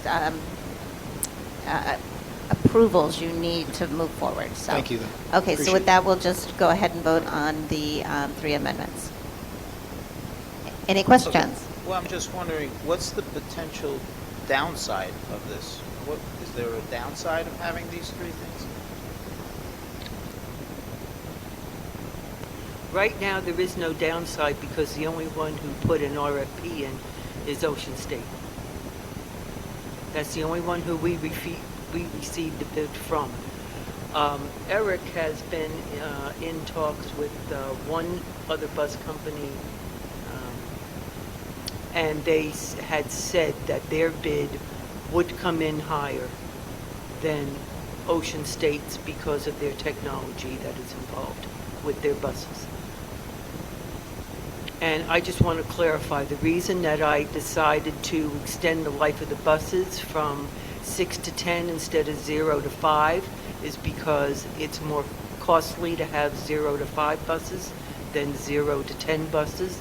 And those buses have to go through DOT inspections on a regular basis anyway. So they're sound buses. I'll make a motion to accept the changes to the Transportation Services RFP. Second. All those in favor? Aye. Aye. That motion passes. Thank you. Thank you. Okay, that will bring us Progress. to J, discussion action, resolution, speed cameras in school zones. Mr. Pedraza? Actually, I'll take this one. So this has come across our desk, I think a couple years ago when I was on the transportation subcommittee. We'd had the chief come in and talk to us about speed cameras in school zones, and we had passed a resolution at the time to request that the town council, I forget the exact wording, but we passed up to them and said, hey, we approve this, we think this is a good idea. I caught that they were talking about it. I was watching one of the town council meetings. They were talking about it a few weeks ago, and it seemed to have some appetite for it at that time, or at least wanted to discuss it more. And so I was like, well, let's get this on our agenda. Let's reauthorize that resolution to say, yes, we think we need these speed cameras in school zones. Based on last night's discussion in the town council chambers, the appetite seems not there at all. So I guess at this point we can choose to reauthorize it and say we are recommitting to the safety of our students by requesting that we have speed cameras in our school zones. But at this point, I'll leave it up to the committee if that's something we want to do, or if that's something we think is, at this point, might be a moot action. Oh, I completely agree with you, James. I was very disappointed in our town council when they kind of dismissed it out of hand. There's a lot of communities actually right now implementing this, and so I wonder if we can kind of, again, it's, like with all the rest, say, start to like proof of concept. it's not just Providence doing this. It's the more rural communities now doing this. I want to say it was Westerly, but I may be wrong. But I have just seen it recently in the press, which is why someone brought it up at the previous town council meeting. Would you say Newport, Middletown? Yeah.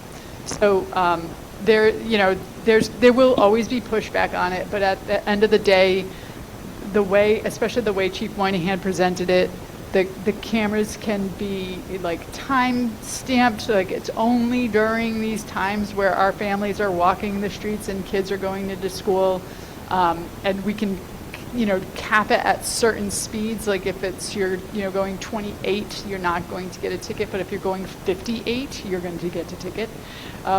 So like I said, I was super disappointed when it kind of died, and I would love to see us resubmit the resolution. Whether they'll do anything with it or not, that clearly is up to them, but I absolutely agree with you. And just, having the experience of dropping my son off at Broad Rock and having had the experience at Peacedale, which at Kersey Road was the one that they were talking about in the town council meeting. No one's been hurt yet. Why not put why not put a preventive measure in place? And if we have control over when those cameras are on, they're not going to be on in the summer. They're not going to be on during, it's only going to be during like drop off and it might be on during the school day, but it's only during when school's in session, not during April break, not during Christmas break. It's going to be very time bound, and I don't see a reason not to, because it just is an accident waiting to happen, I think, in a lot of our school zones. Way on Cozy Road.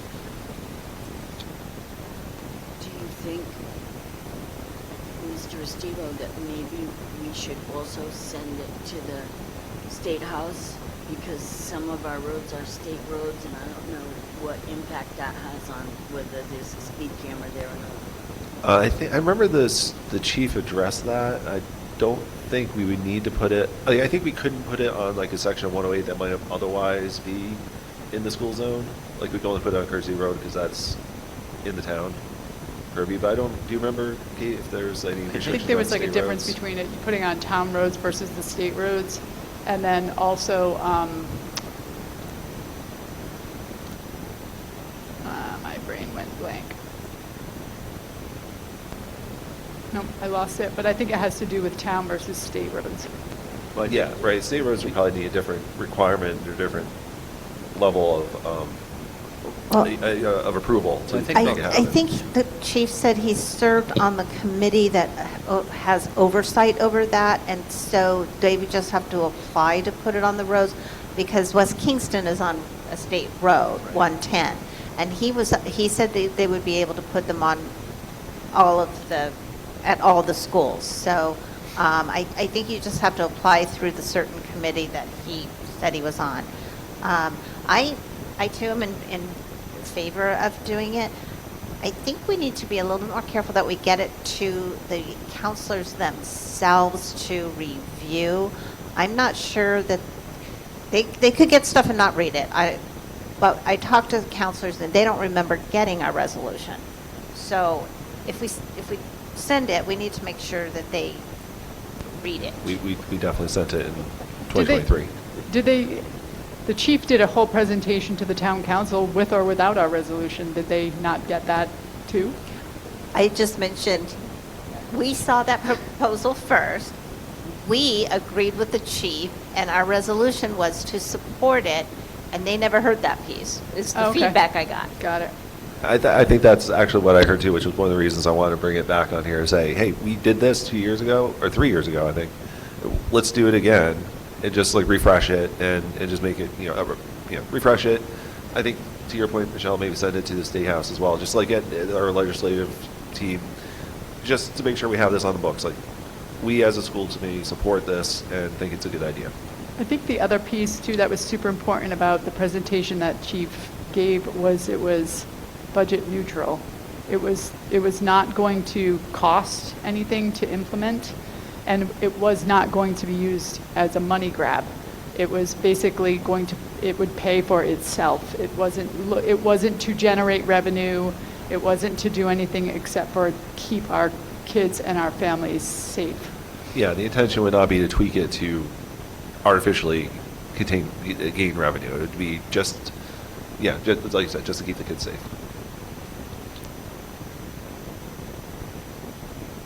There is, I don't know the answer to this, but I know there's a way to send something to the town council that it goes to the town manager and then he brings it to the council. But there's another way to send things that it will go to each individual town council member, and so we have to figure out which way gets it to each individual town council member, as well as gets read out on their agenda as correspondence. I think we should send it certified mail as well to their home addresses. That's a really good idea. I think that we need to do exactly what you said. There's two ways to email them. One is generic that goes through the town manager's office. Yeah. So you can they each have individual emails as well, but I think you're right that we request that this be logged in as correspondence, so they actually have to address it at a meeting as well. So right, it's like what does he say? You say things 3 times and then you'll finally get it, so. Yes, that's it. I learned that in public speaking. Repeat yourself 3 times. You know, people. They've been served. Just hand it to them.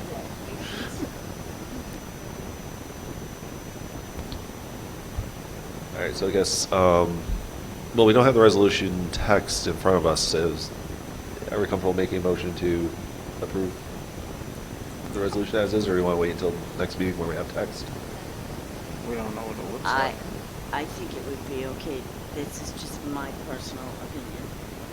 I think it would be okay just to send the one we already sent, change the date. I agree. So I'll make a motion to pass the resolution for speed cameras in school zones, reauthorizing what we passed previously in a previous school committee session. Second. All those in favor? Aye. Aye. That motion passes.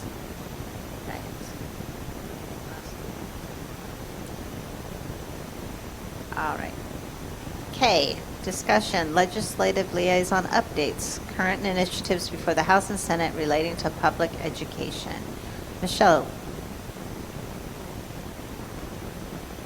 I haven't been a very good legislative liaison, but I think the committee understands. Mr. Pedraza, do you have anything?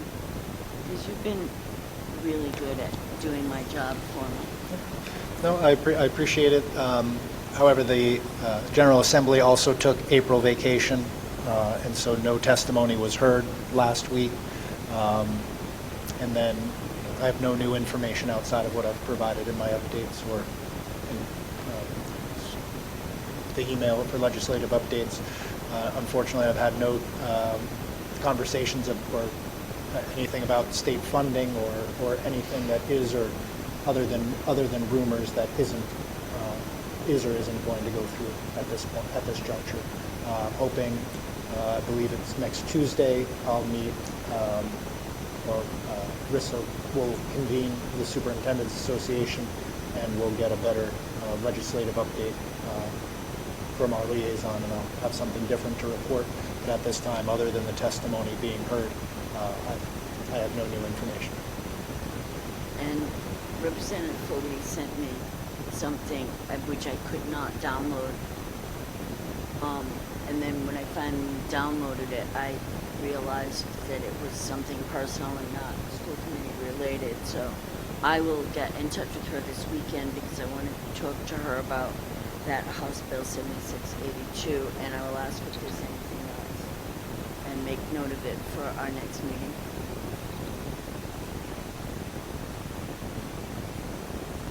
All right, so we'll bring this back at our next meeting, so thank you.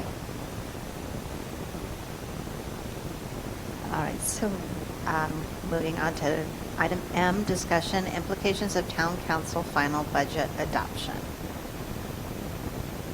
So in in the good news is that our municipal appropriation from this current fiscal year to next fiscal year is tentatively is currently approved at 1.578 above from a municipal from a year to year based off of what was promulgated by Mr. Sylvia and I believe adopted without amendment. If there were amendments that that came up during or strayed from Mr. Sylvia's amendments or posted onto ClearGov platform, then that number is off, but I believe it's correct. So that's the good news. The bad news is that on the revenue side, that leaves us $921,371 short on our based off of our ask or our preliminary adopted budget. On the expense side, the good news is that we are able to remove and reallocate the OPEB contributions in the amount approximately $759,600. That's the good news. Some of the bad news is that was still based off, that number was based off of those preliminary assumptions when we put those forward. So that is, based off of the 10% on healthcare versus the 12.06 that it's actually. So had we been able to adjust those numbers, that number would have been higher, but at this point, that's what it is. So when we take that number, we start, unfortunately, on the expense side to eat away at that, is that it's approximately $109,000 difference between what was projected and what ultimately we now know based on the trust when we do healthcare and exclude retirees now. And then the items that have been discussed already, the importance of really the transportation bid puts us back really behind the 8 ball on this one. Should conditions not improve, if we were forced to go with that, or if that RFP even on a 1 year doesn't change, that's approximately $800,000 more in terms of a shortfall. So we are back at looking around the $1 million mark in our revenue and expenditure gap between what was proposed and what is currently adopted, although there still is time in that process. I have all budget owners once again going through and looking at new items. We are also going back and checking our assumptions at this time. Other things have come out as finalized. ESRI, MERS is now finalized in some of those rates, and I believe we'll have some savings there. We'll also go and revisit and take a look at our breakage in terms of retirement. So we'll go back and sharpen those pencils. We'll have Curtis Corner coming offline. We'll have Wakefield permanently offline. Some changes in terms of insurance, in terms of heating, electricity. We'll be able to go back and more confidently come back and look for non-human related reductions that we can chip into to ultimately pass a balanced budget. But unfortunately, we are looking at $1 million, and generally we don't get to eat away at $1 million without significant impact. However, we will need to take action if those actions or if those FY27 do involve personnel, as we do have a June 1st deadline that we must give notice to folks if they even have the potential to be laid off if that were to actually occur. We must make those notices by June 1st, so we will have those recommendations or potential reductions, both real reductions and hopefully, who knows, maybe some changes. We also, I believe, actually Wednesday, we have a preliminary meeting with RIDE regarding federal funding, or at least the process. We don't have numbers, but you never know. So as certain things come into clarity, and both in terms of things coming onto the table, potentially additional retirements, we will firm up those numbers and present other options that you have not seen previously, so that those can be considered throughout our remaining meetings in May. So, Hold Oh, on go a second. ahead, I Carol. just want to get a timeline. There's a big difference between 200,000 shortfall and $1 million, and that's the bus RFP, or the transportation. right, So what is the turnaround time for getting that RFP back? that's where I was going, Carol. So the RFP will be revised on Thursday. It'll get posted either Thursday afternoon or first thing Friday morning. I'll do a shortened timeline so that it'll be out there for a week, and then pull it off of BidNet. So probably we're looking at this, if I have my dates correct, maybe the second full week of May, since this week is still April, next week is your first full week of May, the week after that. As a follow, That's a good timeline, because it's imperative that we have this piece before we have Yeah. to notice people, obviously, right? We don't ever want to have to do that. Right. as a Unless we follow-up know. to that, is there a bracket that we can kind of think of, a low to high, based on the changes we're making to the RFP for the 3 areas that you identified that could save us money? What do you think could be of that 800,000? Not to hold you to anything, just to get a guesstimate. Given the surrounding, I am not optimistic on transportation, given our surrounding communities and their current providers and/or how they do transportation, and how regionalized in the state of Rhode Island it is. What I'm going to try and be optimistic about will be, as we are closing out our current encumbrances, and we have basically a potential shutdown of this year's budget by April 30th, that we've reviewed all encumbrances, we'll have a better picture of whether we are, if we're in surplus or deficit, and that if we're in surplus, that we'd be able to then take surplus from this year and apply it in while holding our current fund balance stable. And that may determine the level of cuts that we would then need to go to while still maintaining a healthy fund balance, or whether or not that's on the table or not.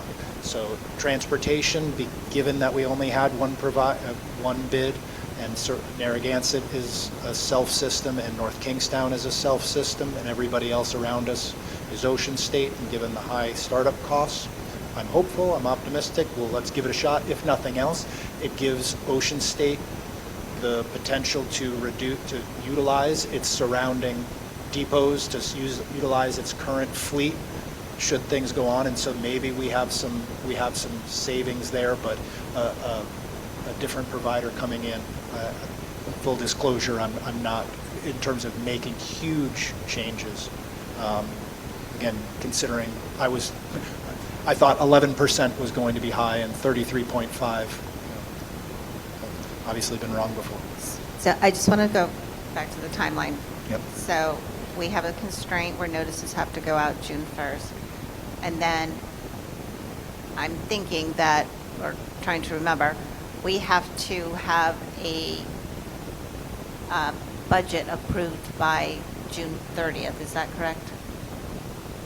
All right. So I'm going to ask Kate, do you plan or want to plan a budget subcommittee meeting? So I think it's imperative that we have at least one, if not more. Because right now I have many different thoughts about what's happening, because we just came out of hearings.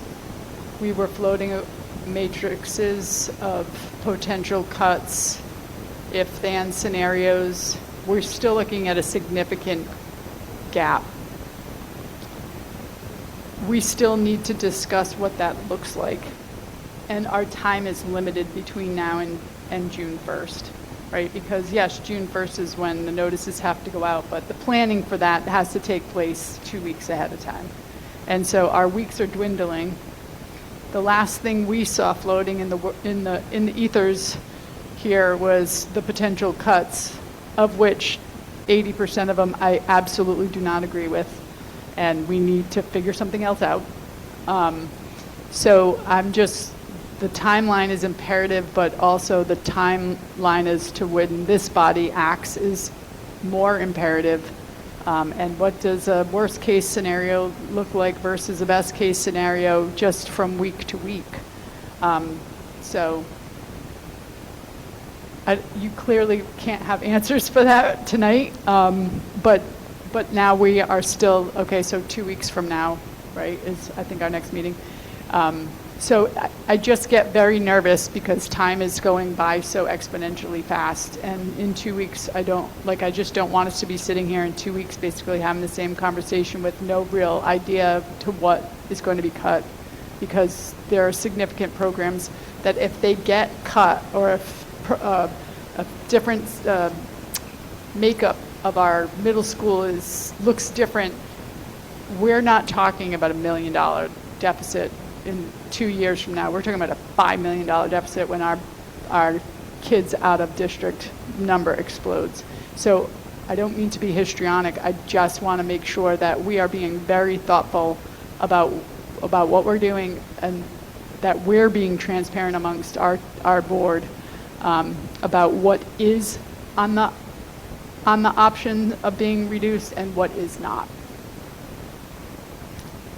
So yes, I would like to have a budget and finance subcommittee meeting kind of soon. That was a quick yes, right?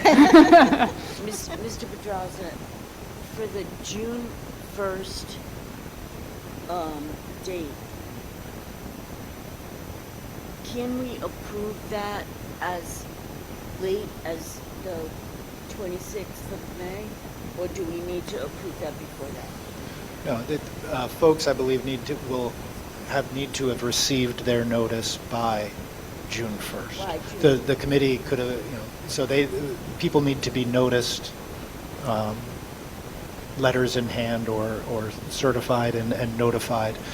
Doesn't mean obviously those can't be rescinded. Should budget conditions change, state funding formulas change, or additional state aid comes out, or federal aid that allows us to pick up. So anything that it just takes off the table that option should they need to. So ultimately we would aim for the 26th to make that happen. And like I said, I've already got all the administrative team working on revisiting all of their budgets, taking a look at any non-human cost that can be reduced and lived without, or postponed, or reused, or reduced, reused, and recycled on any material or any non-human cost. And then and only then will we go into those other human costs that will be brought to this committee. Those potential will need to have that for consideration, deliberation by the 12th. That would be my goal. Again, not to add consternation to people's plates, but at the same time to have at least 2 meetings to go through that, have the feedback, have community input, and then again, and as we go along, fiscal clarity. So, for example, in our meetings, it was thrown about, well, your year-to-date actual versus is $900,000. Well, we're looking at that surplus. Well, that didn't take into account the Broad Rock route. So that 900 is already now down to 400,000 because we had major expenses. Additionally, we're still getting bills and things and paying for things that didn't run because of the blizzard. So we're also a week behind, if you will. As we progress down the school year, we'll get closer and closer with and we'll get more certainty to whether we're in a surplus or a deficit, and we can adjust accordingly. So I will make sure to have that list before this committee by the 12th. So that's one of my questions to Kate, though. Can we have a budget subcommittee meeting before the 12th too? Okay. I think that's probably prudent to have you guys in a subcommittee meeting and go through this, and of course then bring everything on the 12th to the full committee. Yeah, still a lot to work through. Any other questions? All right, seeing none, we're going to move on. All right, that's going to bring us to school building committee update, item N. Kate? So we have a couple updates. I'm going to start with Curtis Corner Middle School property. So we are that property is in the process right now of being, I think they use the term abated. They're removing everything from the inside out. There are dumpsters galore out there. And the company there are so many dumpsters over there, and yeah, and they're installing the fencing soon. We will be going into demolition mode soon, like within the next 4 to 5 weeks. We've really are starting to lean heavy on our OPM left field. We seem to be behind a smidge as far as a butter communication. And when I say behind, it's from like my compass. I feel like we have not done a good job with a butter communication over at Curtis Corner for the demo piece. It's not as condensed, it's not as densely populated over there, but it's still going to be disruptive. It should be a small, kind of a short timeline as far as when they start to when they finish, so it won't be as intrusive as clearly what's going on here. But I want us to be really on point when it comes to that. So we're working through that over the next couple of days with left field as far as communication, and then coming forward to our group with the actual timeline and plan for when the building actually is going to come down. To help people understand, there will be no wrecking ball involved in any of our demolition. It's like I call it a digger. I don't know what it's actually called. What is it? A grappler. And it literally goes up to the building and just like eats it and then dumps it. And I actually have watched them in process, and it's actually quite fascinating. But people have envisioned that like big wrecking balls will come through, but it's not going to be anything like that. But I will make sure that timeline gets in front of this committee as soon as possible. This property here, our beautiful new South Kingstown High School, clearly, as we have seen, it is progressing along incredibly. They're starting we'll call it the envelope. It's going to take months to get the full envelope put up, but at least they're making moves. They're still doing some of the concrete pours that will go into the night because of the cool temperatures that we're experiencing. So they're planning for a Friday night concrete pour, a Monday concrete pour, and then I think one more after that might go into the later nights. Full transparency, we have been having a little bit of situations with our immediate abutters on this corner over here, Kimball Brown,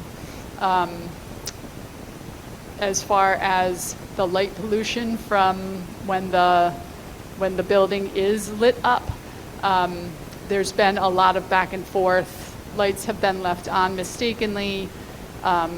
We've had a lack of email correspondence go out to the abutters letting them know of Saturday work being done. Some of it was IT technical issues that we've cleared up now. We're working diligently over the past, I've been on fire for the past week trying to get everything back to normal so that we can regain the trust of our abutters, because I feel like we have broken it a little. But we're working really hard together to regain that and get us back to a kind of a normal situation. A timer was put on these lights. We had a proof of concept tonight. The timer worked, 6 o'clock, the lights went out, yay. this progress. So we are working very hard to make sure that our immediate abutters, their life is drastically impacted by the work that's happening, and they are very amicable and understanding. And I feel like there have been a couple spots where we have misstepped, and it's impacted their quality of life. And so we're doing our best to mitigate that at the moment. I